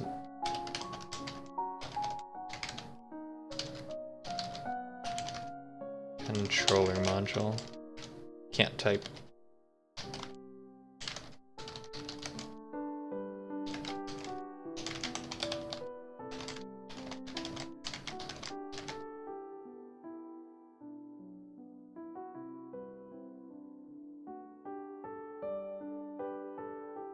Um,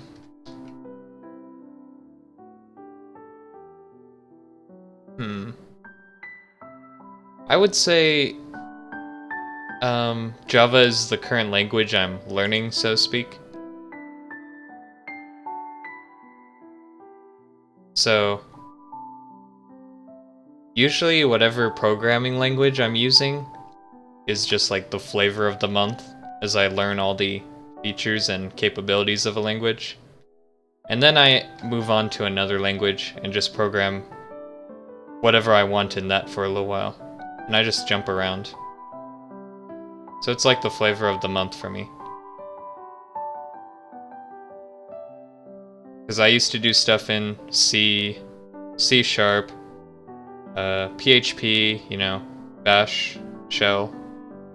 Like, everything is possible in almost all languages, so there are certain languages I will go back to when I need certain things. Java is super flexible, so there hasn't been a reason to look at another language for quite a while. It started off with me working on my Minecraft plugin, so I was working on that for a while. I still am. I mean, I haven't stopped. It's a massive, massive project, though, so I think 90,000 lines of code. That's where it's sitting at right now, so that kind of got me learning Java, and then I've started doing other stuff with it. sigIRC. I started working on a Megamon game. I did a small program to show a slideshow image thing. All that stuff. Whatever I'm currently learning is basically the language I build in for a long time. So we need to send in keys. Honestly, I'm just gonna make a run. A run for... Actually, how about a...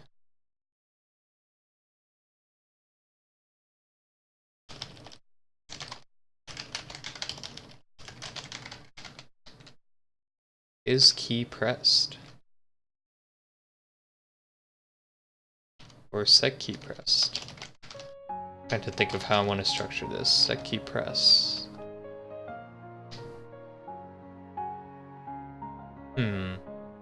I guess we can do it that way. That's fine. And if the key code matches, then we can set it.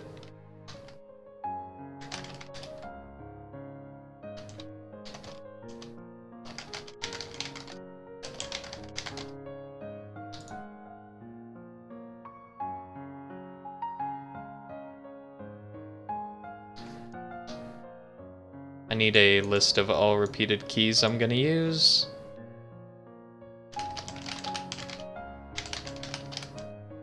Repeat keys. Oh, I'm gonna need delays on these, so final static. Let's do these in milliseconds. It's pretty common.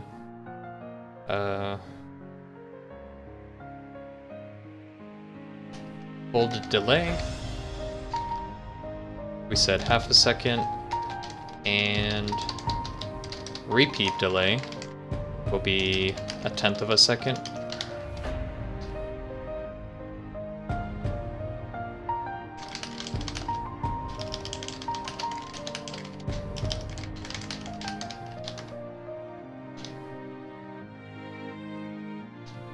Alright. We'll initialize 4 keys.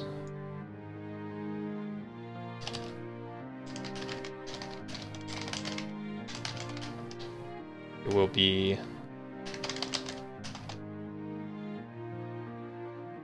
we want all the arrow keys.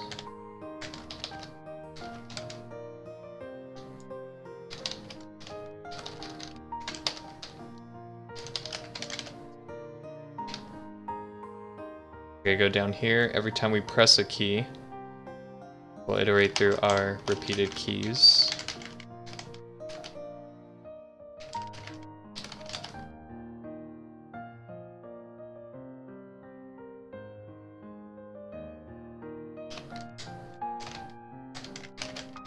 set key press to true.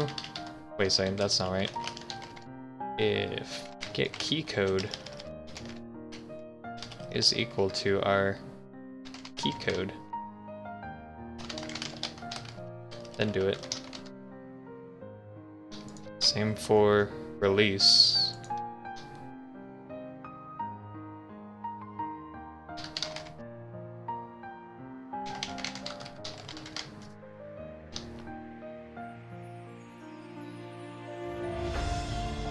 We can just control it that way. From the time we pressed,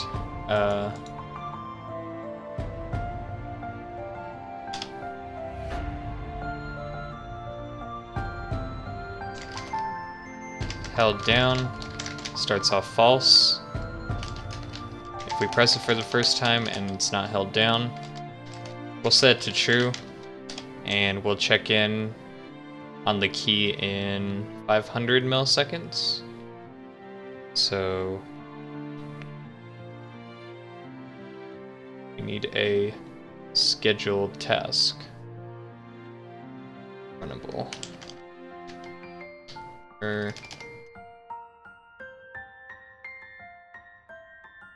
Put action here. I need a scheduler of some sort.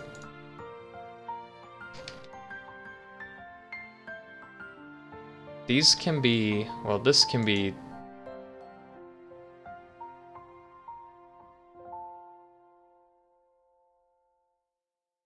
this. I might make its own class actually, because I might extend it a little bit.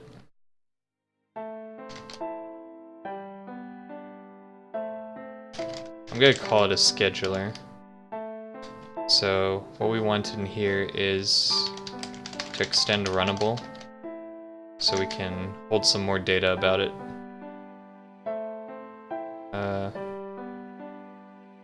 That's what I meant.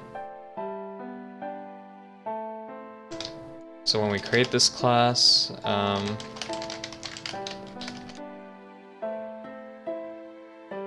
we want to store the repeated.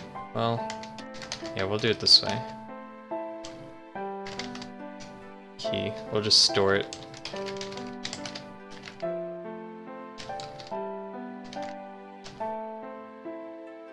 And then we can check it.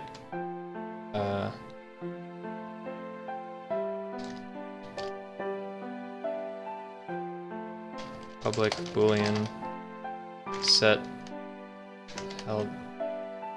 So we have held down and we need repeat, which will be false by default. Set held status.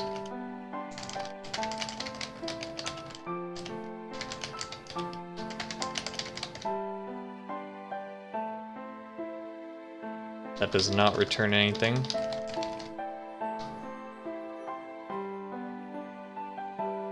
So when we run, we check the key again. If get key pressed, or is key pressed.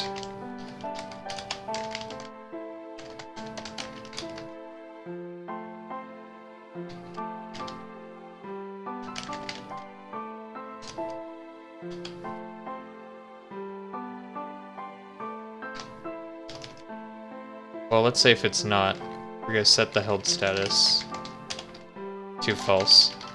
Otherwise, if it is held down when it runs, we're gonna say, okay, we're good to repeat. So start repeat. Set repeat status.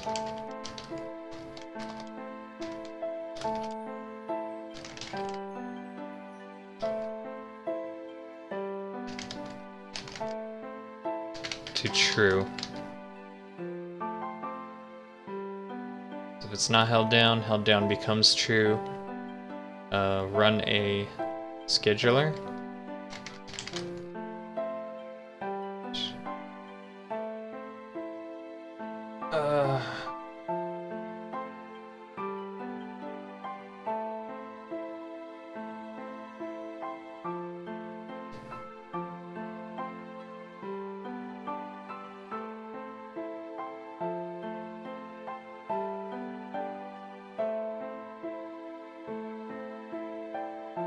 Oh, that's what I wanted. I wanted a thread.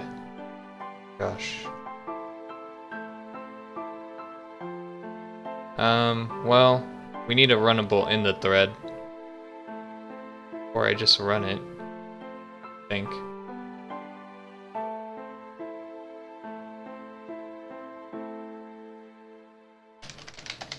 So I'm gonna rename this. This will be a thread we use.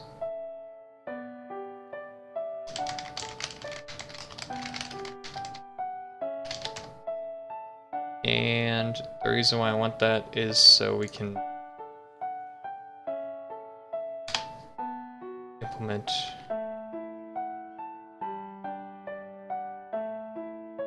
this after a certain amount of time. Whoops.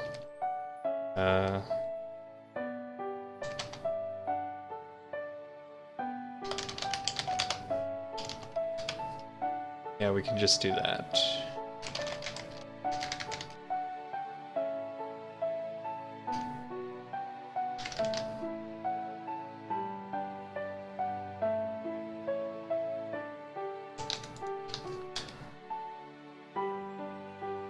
Sleep and then check. So now I want to do this. I'll just do that because there's no point in...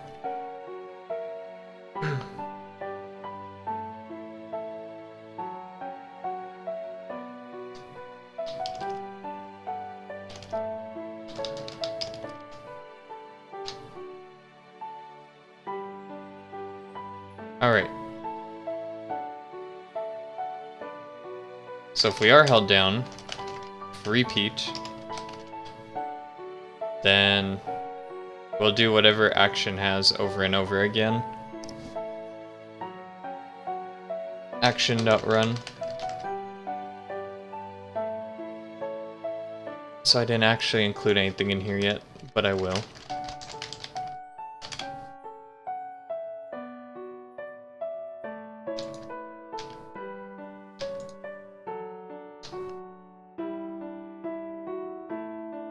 We actually need to specify it out here so we have control over it. So a runnable action. Because every repeated key is gonna be different. Hey, Len the Demon. Yeah, it has been a while, but that's okay. Hopefully you do find a good art school.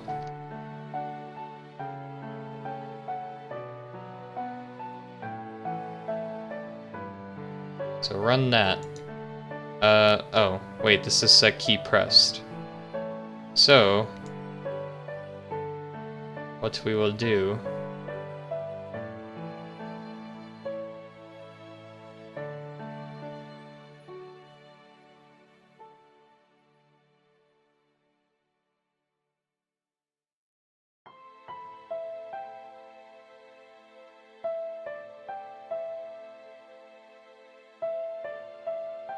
I guess we can do a new thread here too. It's fine. Thing is, we have to repeat it until we're not repeating it anymore.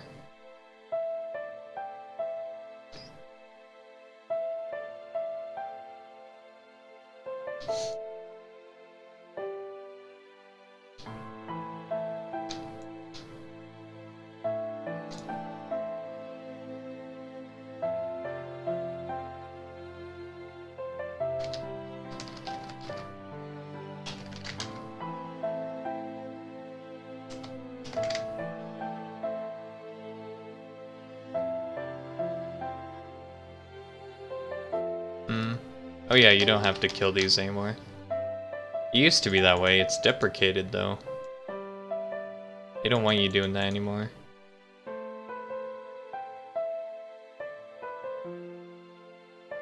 Repeat delay. Should do it after, not before. Action.run. While what? While repeat.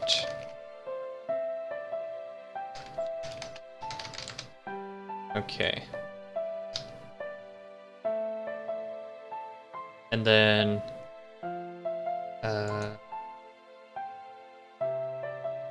We'll check if it's released. So, if not is key press, repeat is false, held down is false. We're done here. We are done. So that's a held key in a nutshell.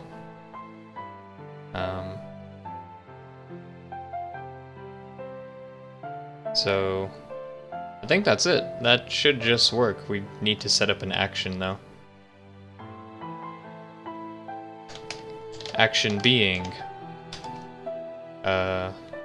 take our selected element. Oh, that's what we have to check too. We have to check if we have a selected element.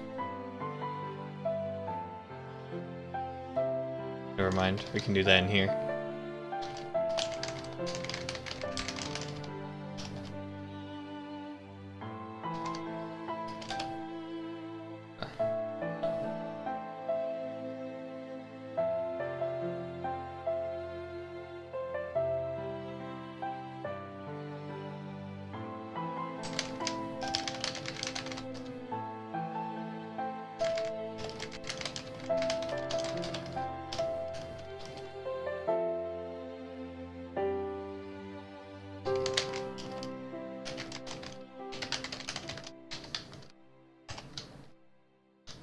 Oops. Hello.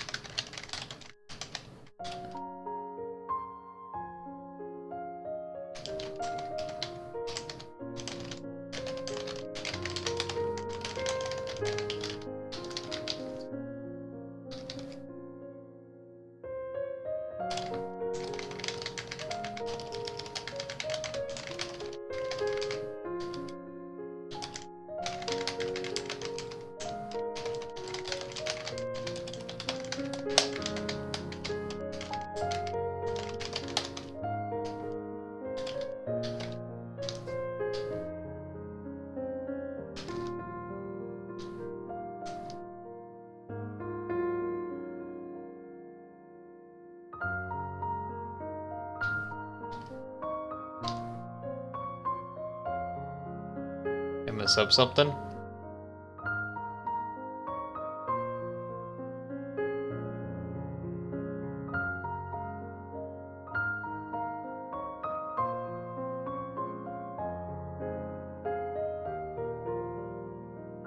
This is a runnable.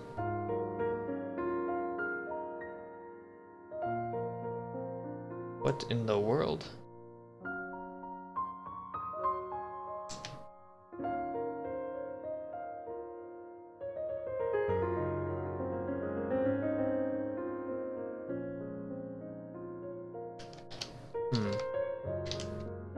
Interesting.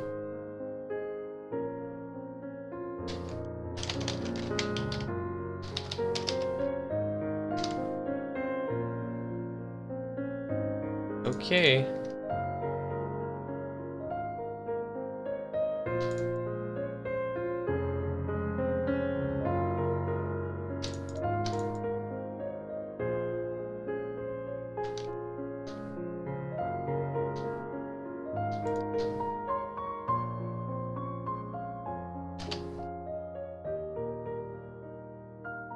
Ooh, I did miss a parenthesis. That's why.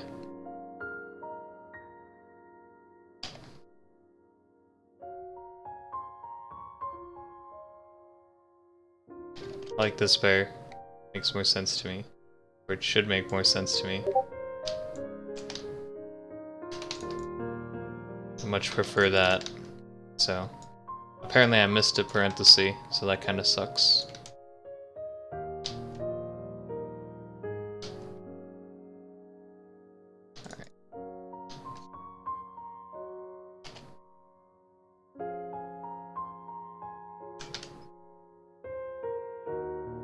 Wait a second, I'm not even reading what key it is. So this is right. +1. Up is -1 to y.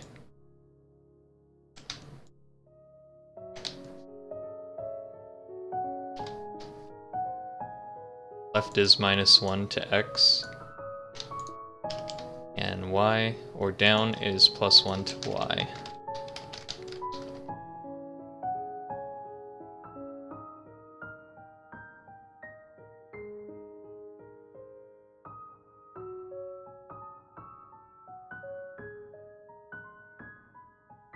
Oh, that should be good to go. I just have to test it now.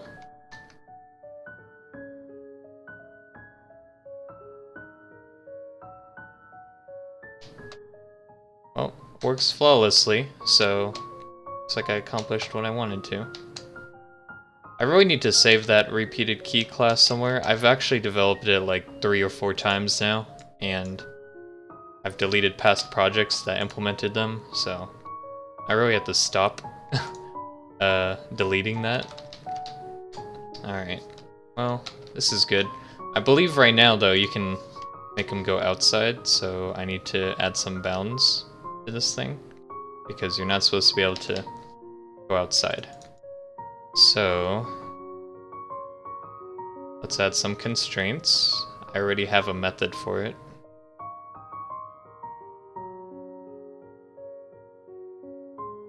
It's right after this. I think. Right after this. Set constraints. So we just have to call that in these guys.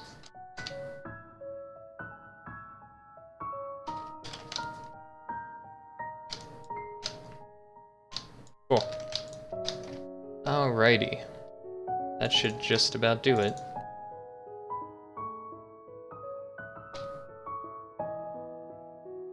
Oh, except it is not following the rules. Set constraints is supposed to prevent from going outside the window like so, but apparently my arrow keys ignore that for some reason.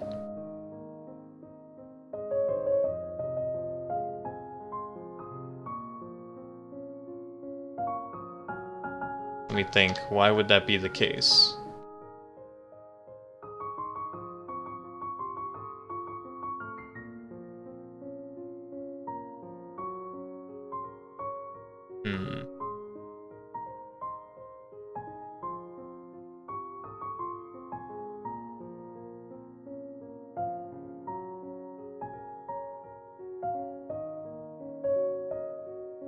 Oh.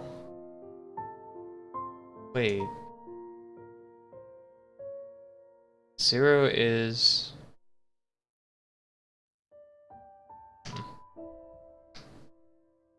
Yeah, this is definitely not doing its job. I did rebuild it, right? Pretty sure. I thought I rebuilt it.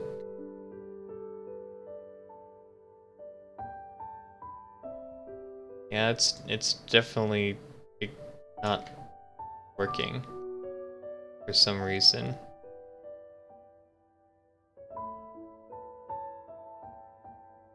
It's interesting. Fix that too. It works for dragging though.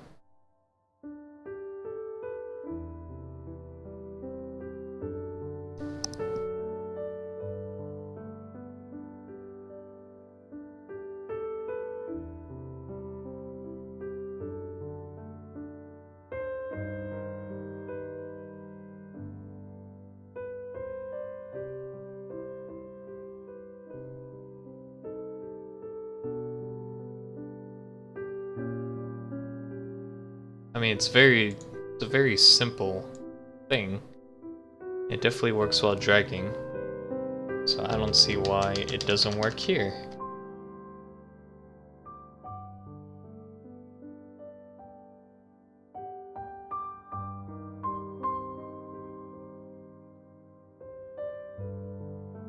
Works exactly the same way.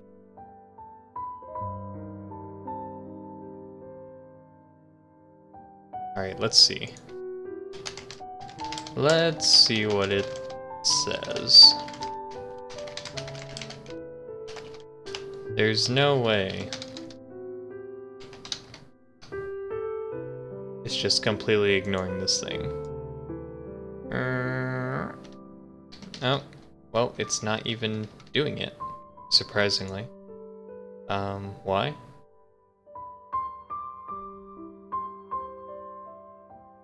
It's like this doesn't exist.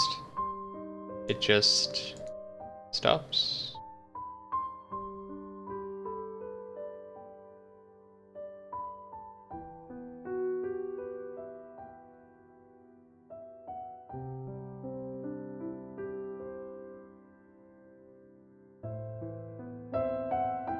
Pretty sure nothing in repeated key would cause this. All it does is run it. So...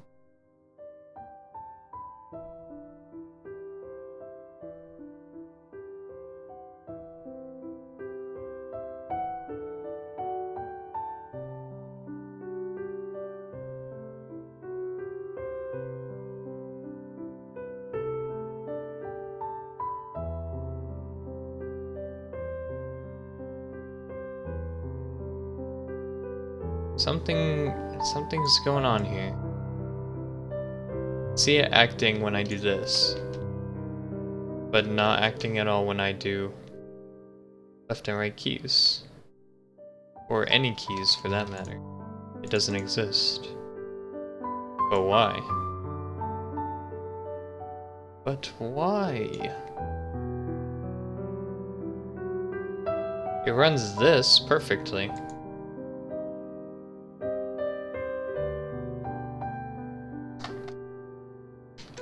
Okay, here's another test. Does it run when I move it up?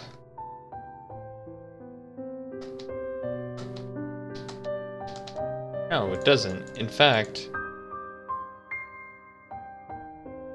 completely ignores it. What in the world?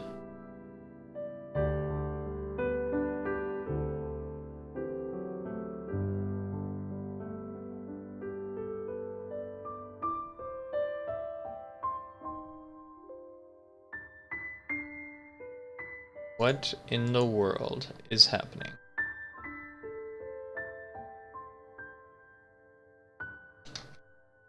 Could try one more thing.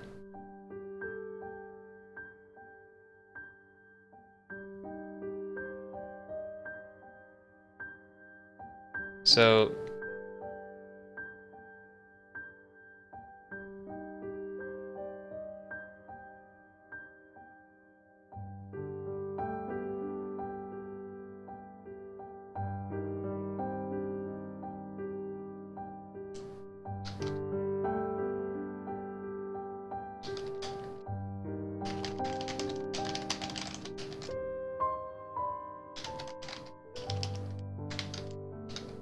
and that's how you spell it. Constraints. Let's see.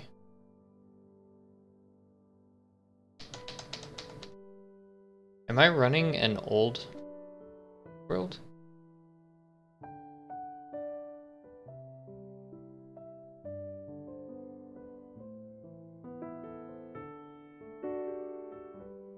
Oh, I'm definitely not running an...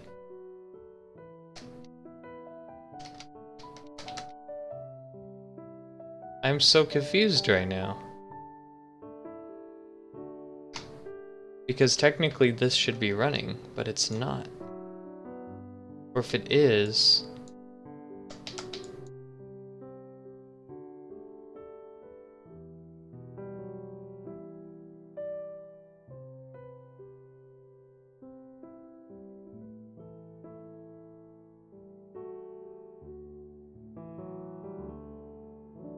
Oh.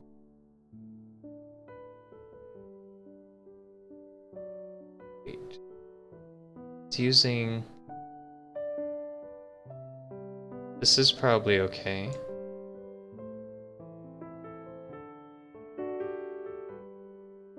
I mean, the biggest thing here is it's not actually outputting any of this stuff.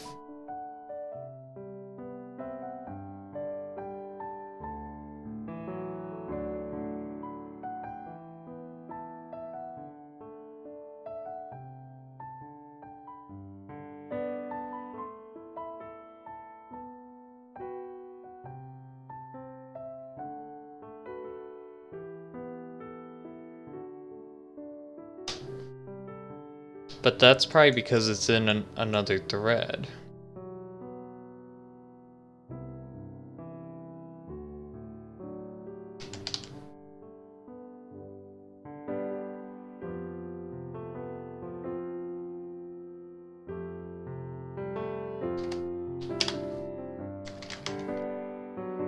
Oops.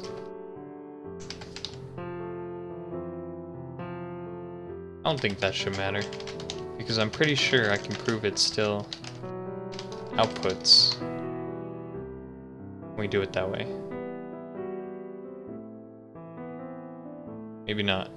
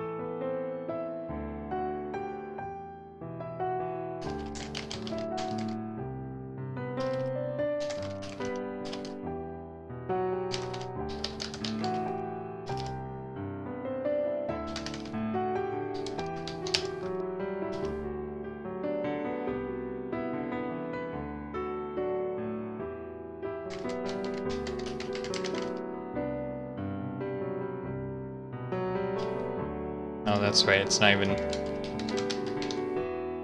So here's what I'm gonna try. I'm gonna try logging into a file, because we don't have access to... Although, that sounds really odd to me. We should have access to... system out. We definitely should.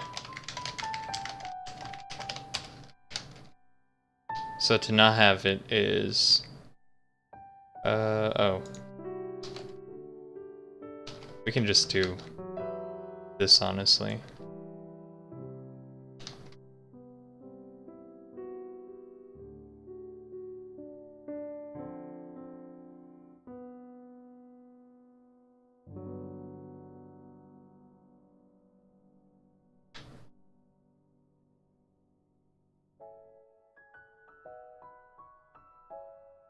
Doesn't appear here.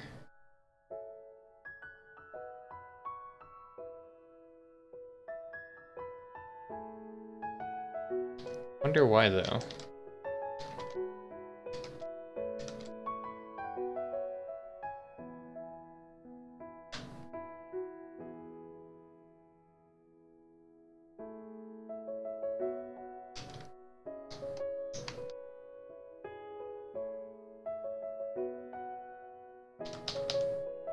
Okay. Something weird is definitely happening.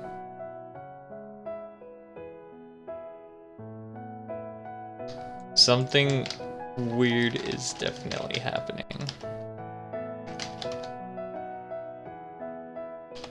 I just realized this method is called constraints. Constraints? What in the world is happening?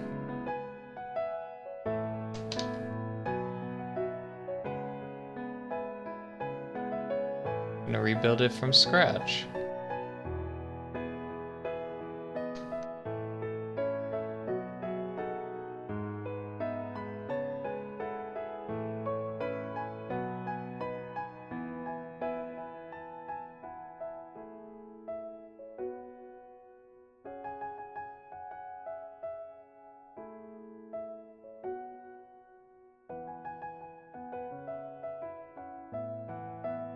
Wait a second.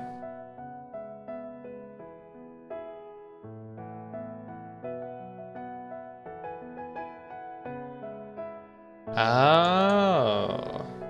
I still have this stuff in here.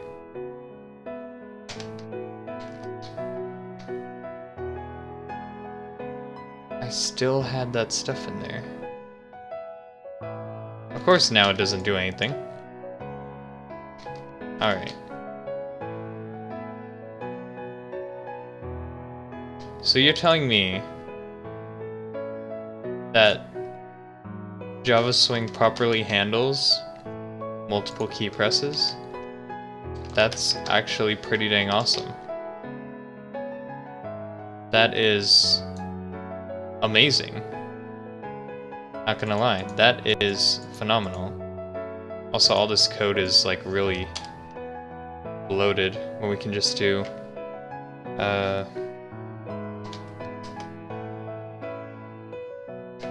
move equals. Let's do it in here.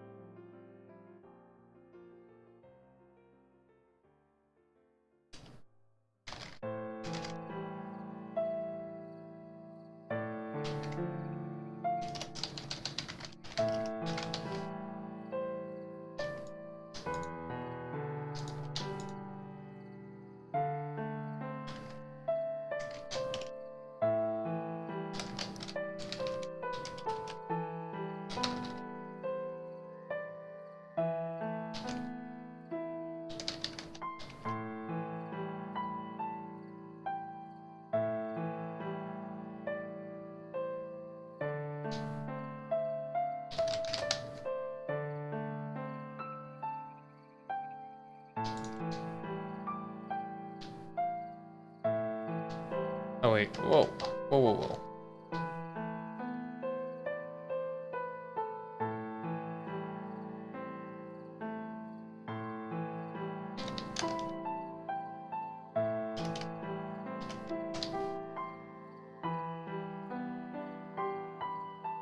Honestly, it should be two integers. Two integers.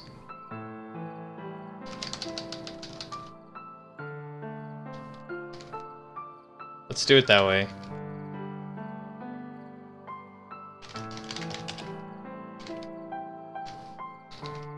Like so. Wait.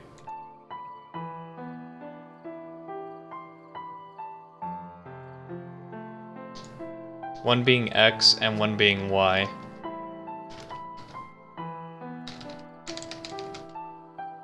That makes a lot more sense to me.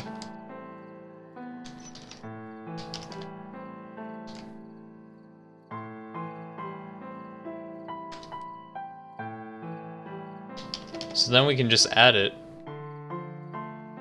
Move 0 multiplied by this. Move 1 multiplied by this. There we go. Easy. That's actually pretty amazing that it recognizes it. Alright. Good to know Java Swing does that, so I don't even need the repeated key class anymore. Set constraints. So I've been trying to do this entire time. Need that.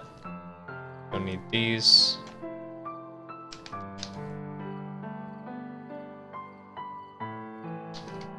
Alright. Perfect. We now have constraints. Holding it down with the arrow keys too. Very good.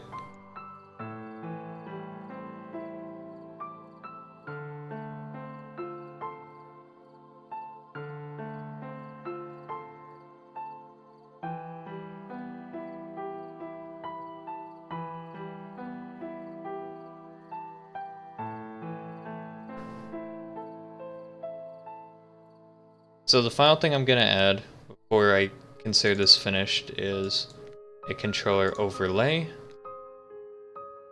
case you want to include overlay of some sort over the buttons. So in this example, I'm actually going to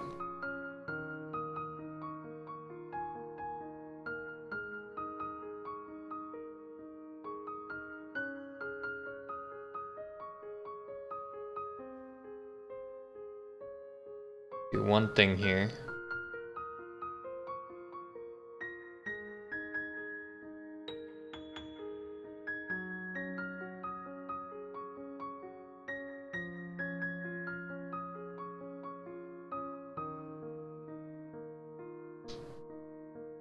So if you want, say, rounded buns to cover up your thing,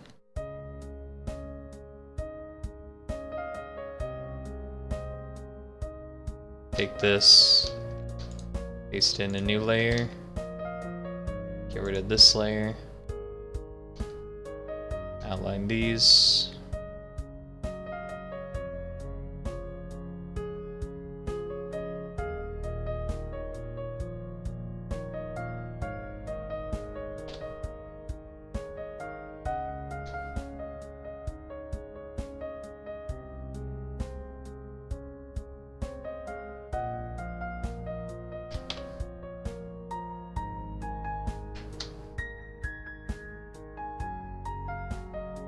So there's both an overlay and a template. The overlay simply goes on top of the template, or on top of everything, even the buttons. So where is the controller image specified? Maybe it's not. The world? Oh, here it is. Controller image. Controller overlay image. So I'll do this and overlay image.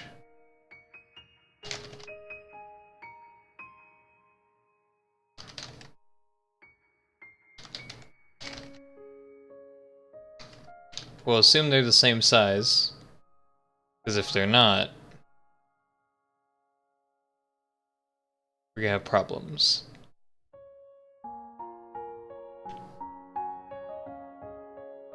Then draw it above everything else.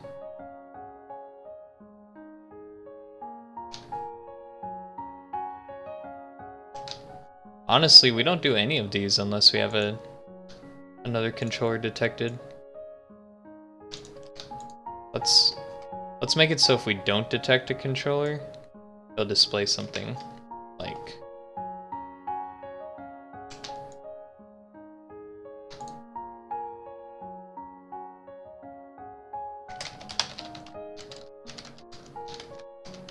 no controller detected.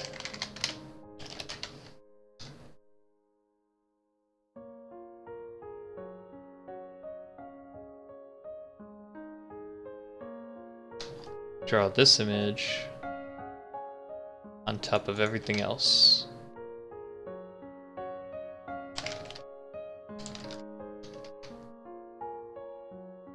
So the reason why I do that is because there's a specific shape for that particular part of the overlay that I want to have, but the buttons are only circular. So in this case, if I drag it over here, you can see it overlays that on top, although I made it way too tiny, but kind of get the idea.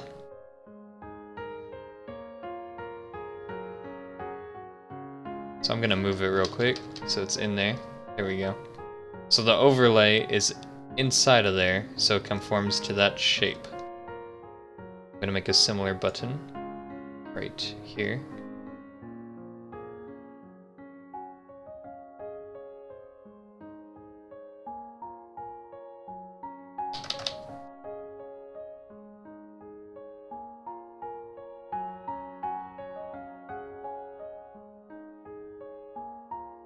To make it so when we create something, it uses the last picked background color and indicator color.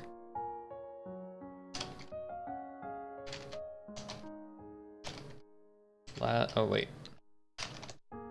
Last picked background color. Actually, these should be in here.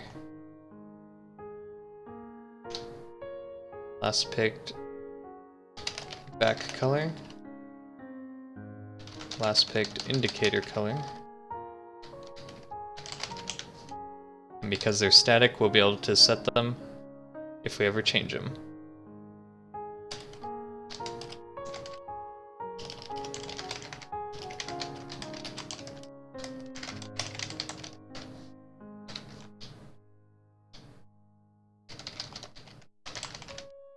And actually use them here,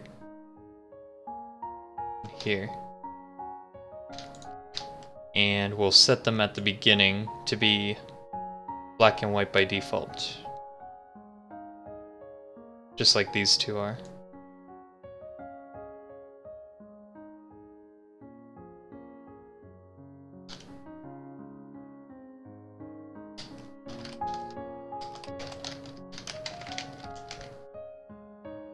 That way, if we're trying to create buttons, and we want to use the same color across the board, we don't have to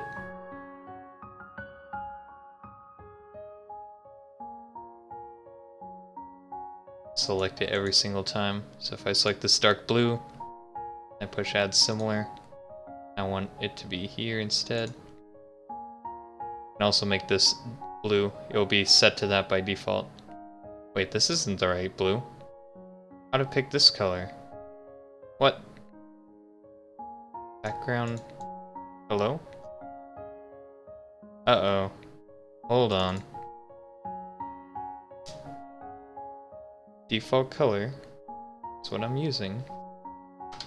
Get default color.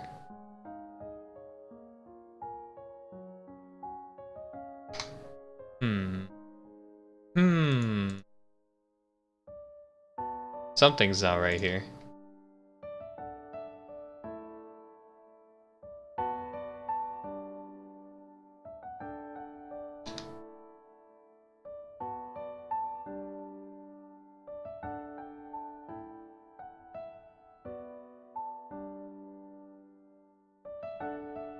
It says it uses the default color.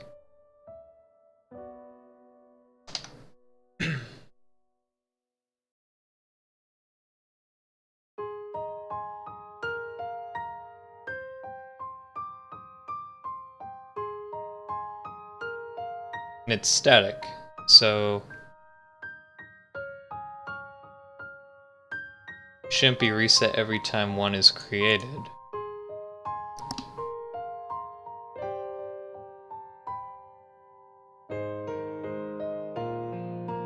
Let me see.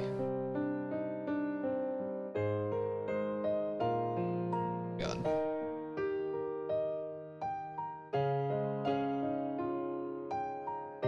Green.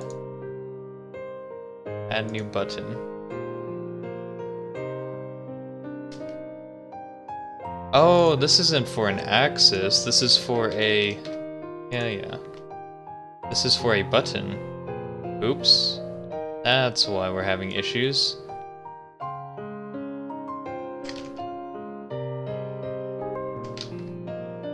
We'll use the last picked back color.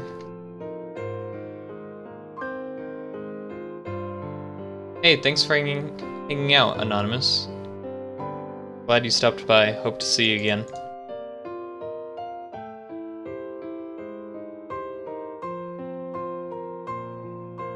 And good luck with your goals, you know?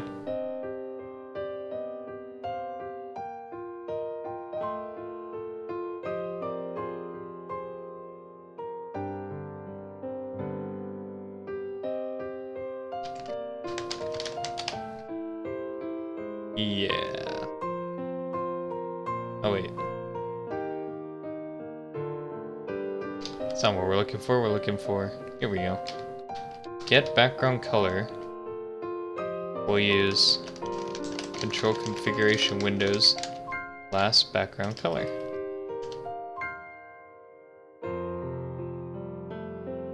Should be public.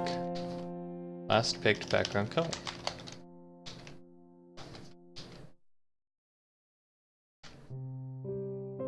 Cool. That's what I'm looking for. Alright, we delete this. And this. Then I want to add a similar button.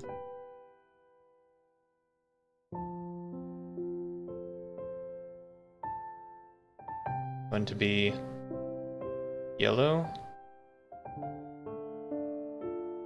Then I want to add another similar button.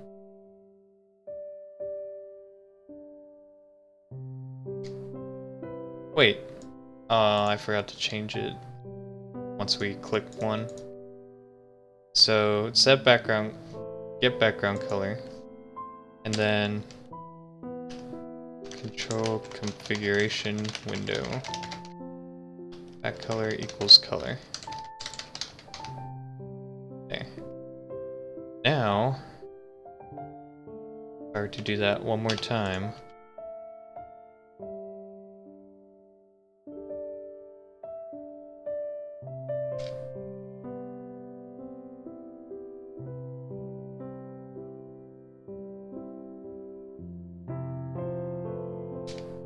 there we go, it still uses yellow. Good. Except I did the wrong button. There we go. Now it remembers.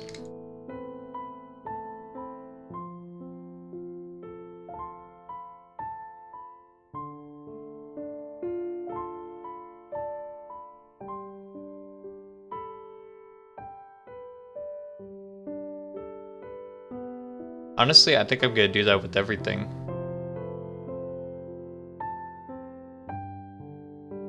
Just make the overlay cover up all the parts that look weird, so when we draw it, it only includes this basically. So invert the selection, delete everything here. Pretty much, that's what we're looking for. Maybe for the shoulder buttons, I want to keep this available. So maybe down here too. Need that as part of the overlay. But basically these are like the overlaid portions that we can include. And if we really want to, we can outline it too. So for these circles here, I could create like a custom outline of these if I really wanted to.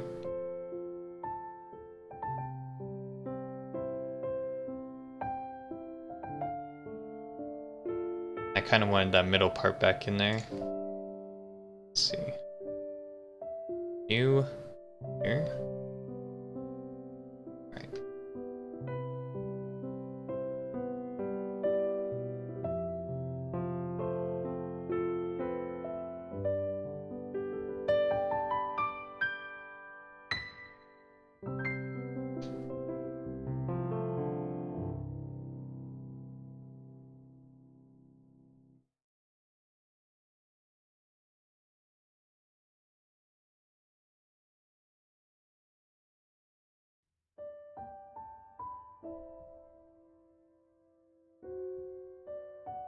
Dang it.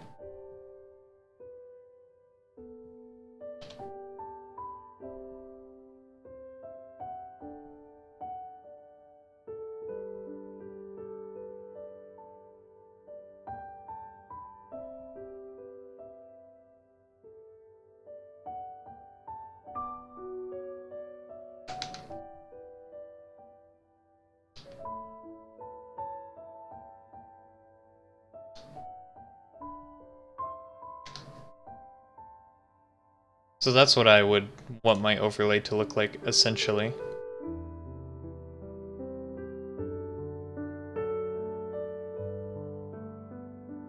So by making it customizable like that, even though my buttons are larger than what I actually specify, they won't overlap the overlay. So maybe this one, because it's kinda... There we go. So. Perfect. The selection window, we might want to, or the selection indicator should be over the overlay though. So, where is the selection? Here we are. Put that over the overlay because we want to be able to see through that. So if I were to select a button, we would see the overlay even though it's underneath the place. Cool. Why does this look really weird? Oh, it's not centered, that's why.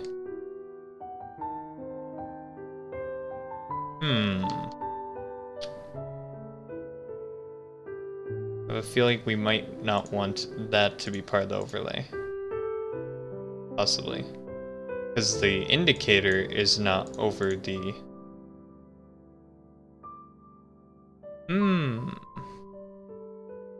Let's see.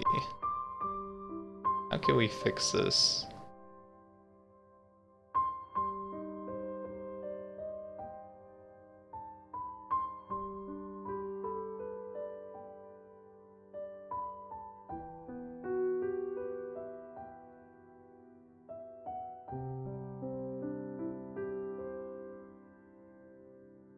So here's where we draw our axis. Maybe we'll split it up into two different portions. The indicator, if it's a four-way, the indicator part, and then the regular part.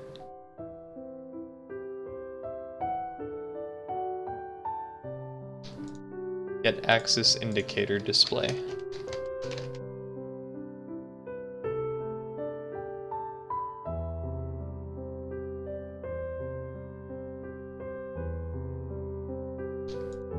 Draw indicator. So we'll split it up to draw the indicator separately. Alright.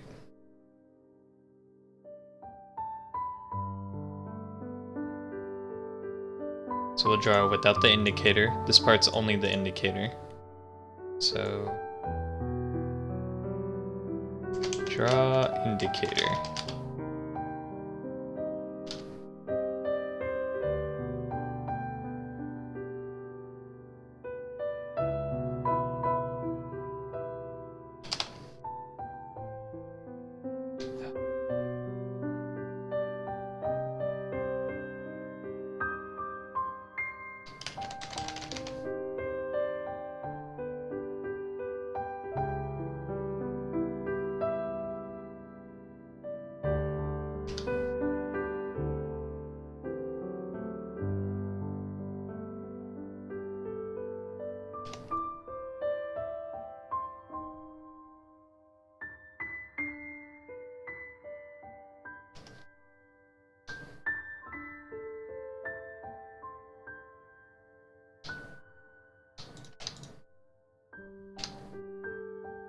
Cool. And then the indicator gets drawn above the overlay as well.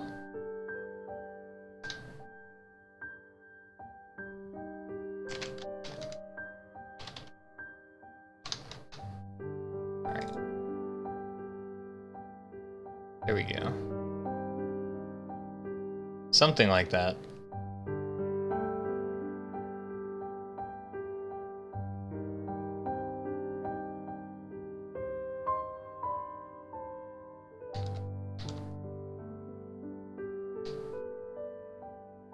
Also, the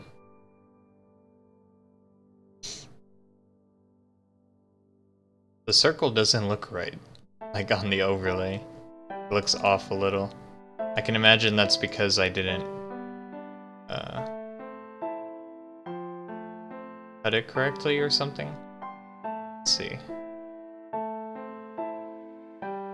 Oh, it might be because it's scaled. Wait. No, this isn't a circle. What the? This template image I got did not make it a circle. It's like a... It's kind of weird. Not an actual circle. Right. Hold on, we'll get an actual circle here.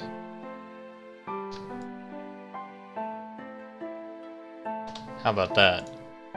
That's better. That's a circle. That's a circle. Literally, that one was not a circle, though. Don't understand how that could have happened. It might have been because it was a perspective. They were trying to go for like a perspective. This thing's off. Again. Thought I adjusted it. Oh, it didn't save the position when I adjusted it. That's not good. Whenever we move something, we need to save the button data or axis data. So save element data whenever we key press.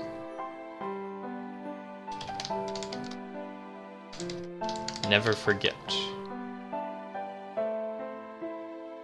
So move this guy down a little bit. Cool.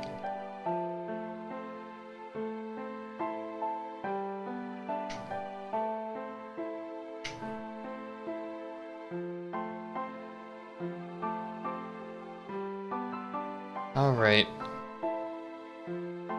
I'm going to release it as it is for now. This is good. This is very good.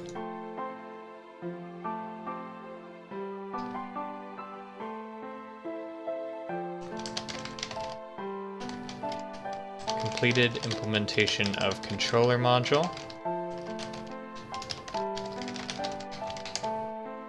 I may modify features at some point, but this is good.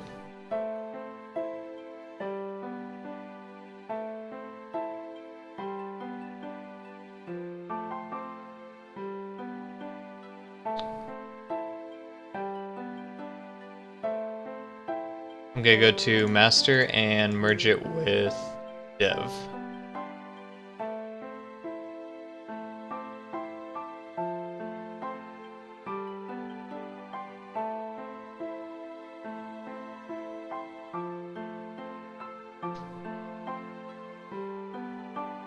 Rebuild and push.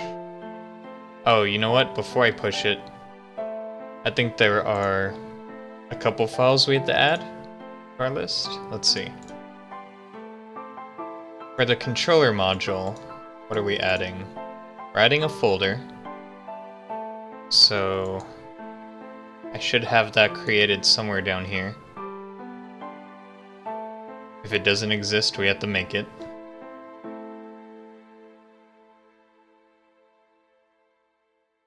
I think I created in the module itself. Let's take a look. Controller module. Nope. It reads it from the controller path, but the controller path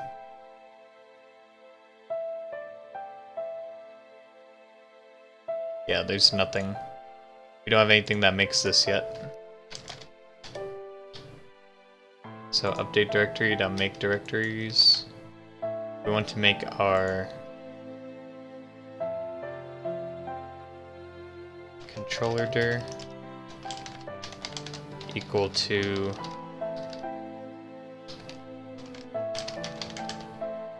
controller path. So we're going to make all those directories leading up to it. And we want to also download a few things.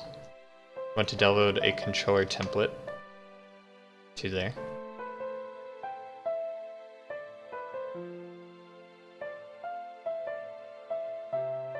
I don't know if I want to provide all the basics. Like, if we just provide these as is, maybe it'll be helpful. It'll give them a template to work with instead of just leaving it blank. That might be cool. That way if you have an Xbox 360 controller, it's already set up. If you don't, you already have something set up to use from there. Possibly. Now, it would produce errors if that particular data point doesn't exist. If a controller has less or more buttons, it would definitely error out. So maybe I'll only include these just to play it safe. So play it safe with that. New folder, call it controller. Add these 4 into here to be downloaded.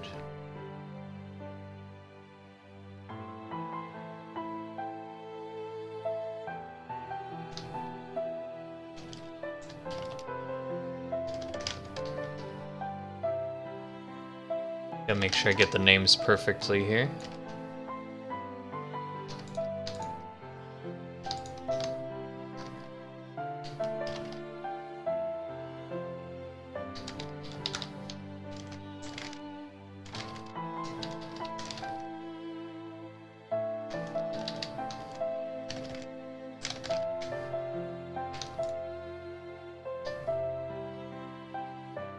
Alright. I'm gonna go ahead and run it first, make sure nothing broke. Doesn't look like anything broke. Now I'm going to try a completely fresh copy. So, I always like to do this. Go into a random folder for testing. Just drop the jar in there. It should be fully self-sufficient. Download everything and create all necessary folders. The controller module is disabled by default, so if enabled, it will be usable. Looks like it downloaded my stuff though. It is currently downloading emotes probably. Boom. Now if I enabled the controller module, it should pop up for us.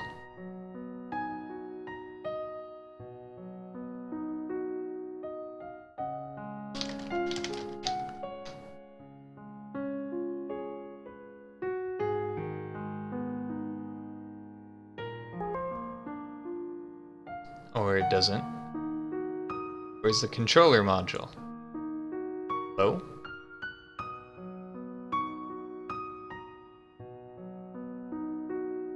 Controller module enabled. Should have worked. Did I change the wrong file? Nope. It's this one. Should have pulled all these.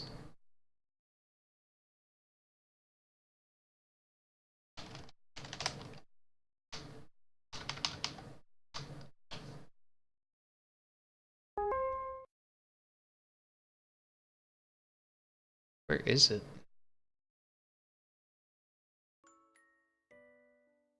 Because it doesn't exist.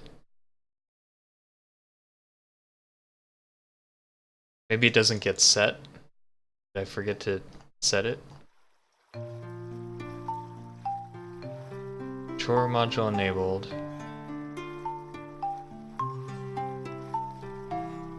That is the right key. If controller module enabled.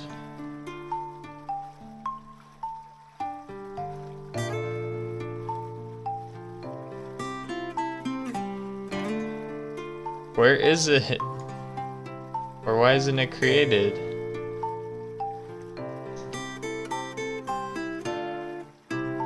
Actually, it doesn't say it's initialized. Wait a second. Are we missing something?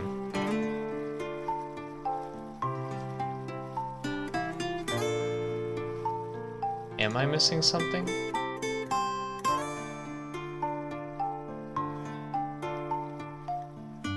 No, I've got LWJGL in here.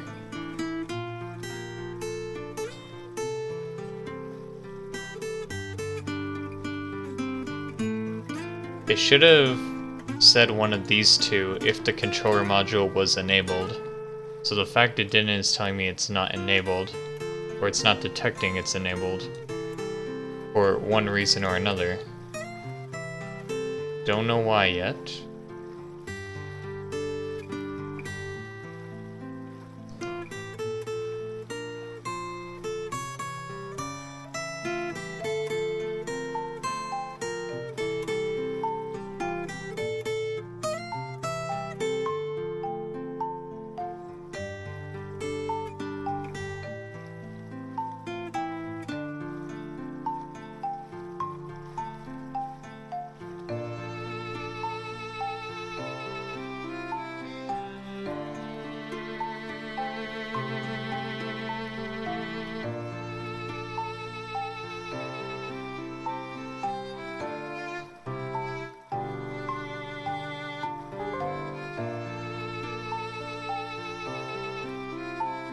Why?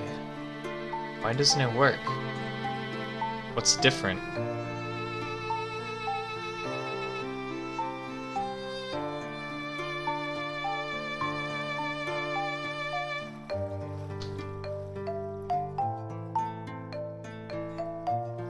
I'm gonna try one thing. Just curious.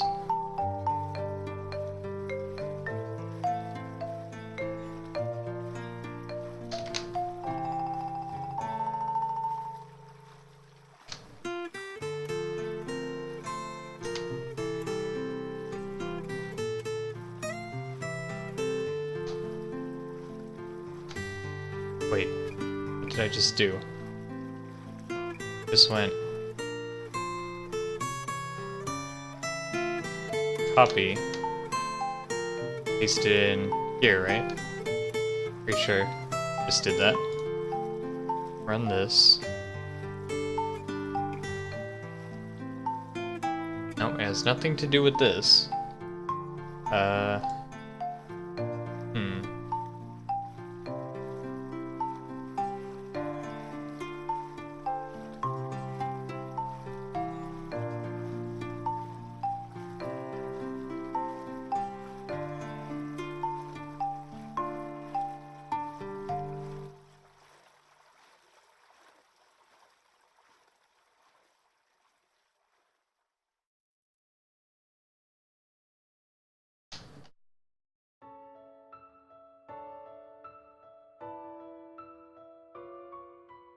Just rebuilding it just to make sure nothing's broke. I mean, nothing's broke on this end while we're testing. So what gives?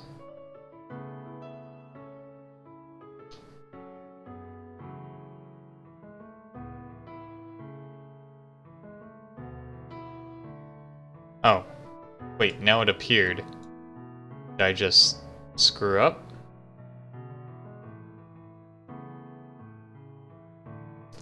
Oh, I know what happened. It downloaded the old version.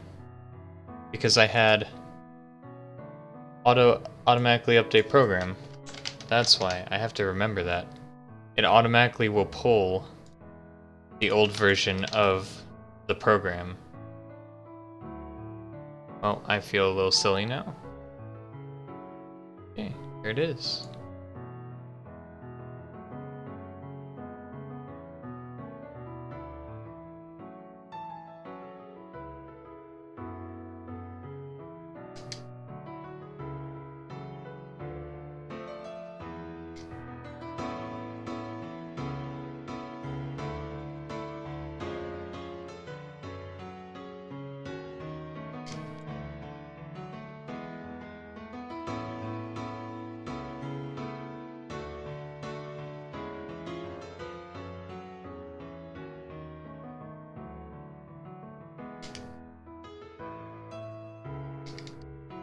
Cool.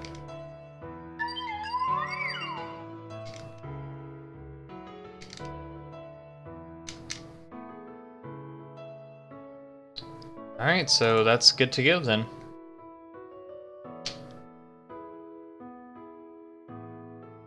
Pretty happy with it. Pretty dang happy with it. Not even gonna lie.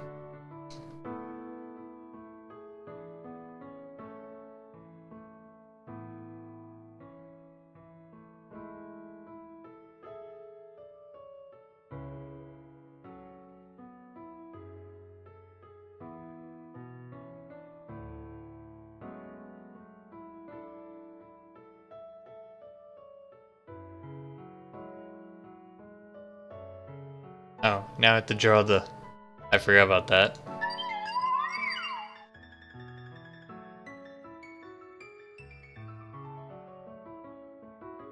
I forgot that happens, so... my fault.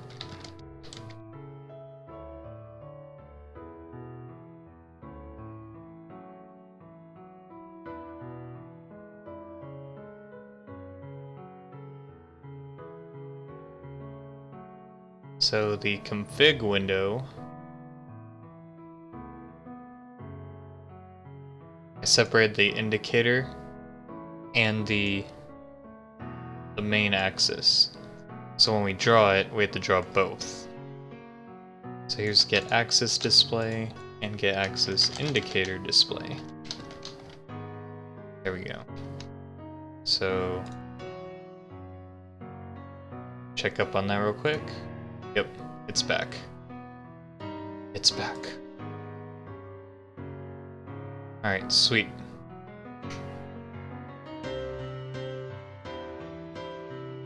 Okay, it's ready for a release now.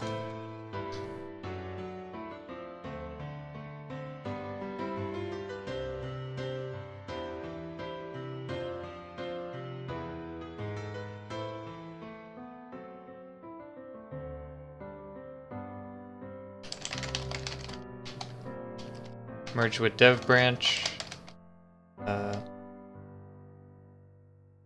Add download dependencies.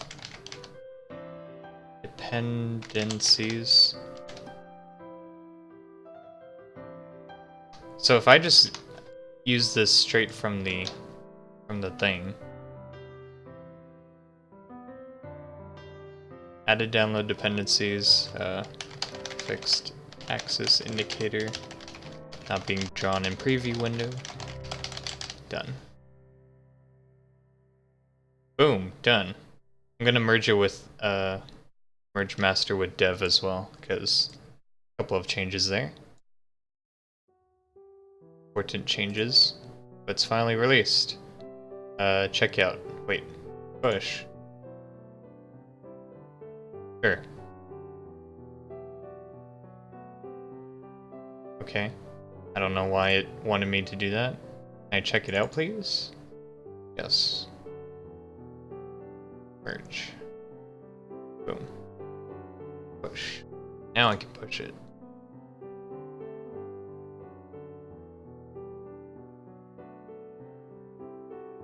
Alright.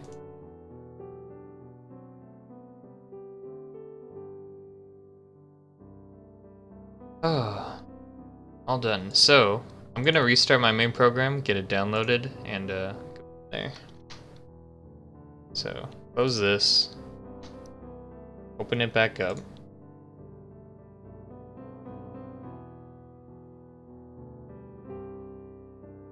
It should download the new version, which it is.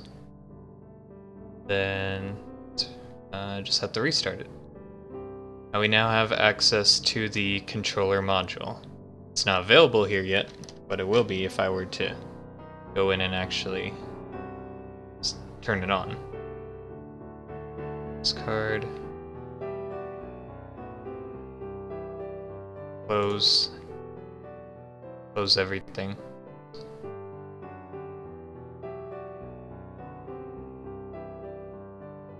So if I wanted to now, I could configure my controller, start setting it up, and prepare to have it available for usage later, which is great.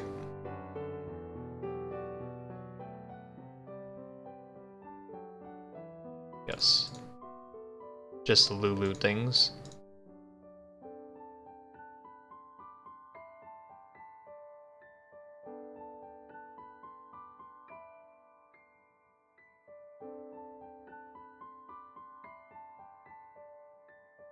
So, probably the next time you see me playing Rabby Ribby, because that's the game I use controller on, or Rocket League, you'll probably see the controller overlay, because I'm going to start including it. So, that was partially why I wanted to implement it, you know? For those reasons, so, yeah. That's going to be it for me for today. I've got things to do tonight. For those of you that tuned in, thanks for watching. Hope you enjoyed. And I'll probably be back throughout the week. I don't actually know what I want to do now, because that was like one of the main features I want to implement with my program. So maybe I'll be taking a break and getting into Rabby Ribby again. There's a couple things I still need to do. Alternatively, I do want to implement a Rabby Ribby module for a specific game idea I want to try. Specific game mode idea I want to try with that game. So I may actually be working on a module to read memory values from the game itself and outputting them and using that data It'll be like a Rabby Ribby game tracker kinda. And I can do a couple of neat things with that. So that's probably what I'll work on next. I have implemented a Toho Mother module in the past that used memory values to do certain things, so hopefully Rabby Ribby I can do the same thing and make use of that somehow. Anyways, take care everyone. I'm gonna go have dinner and take care of other things. Goodbye.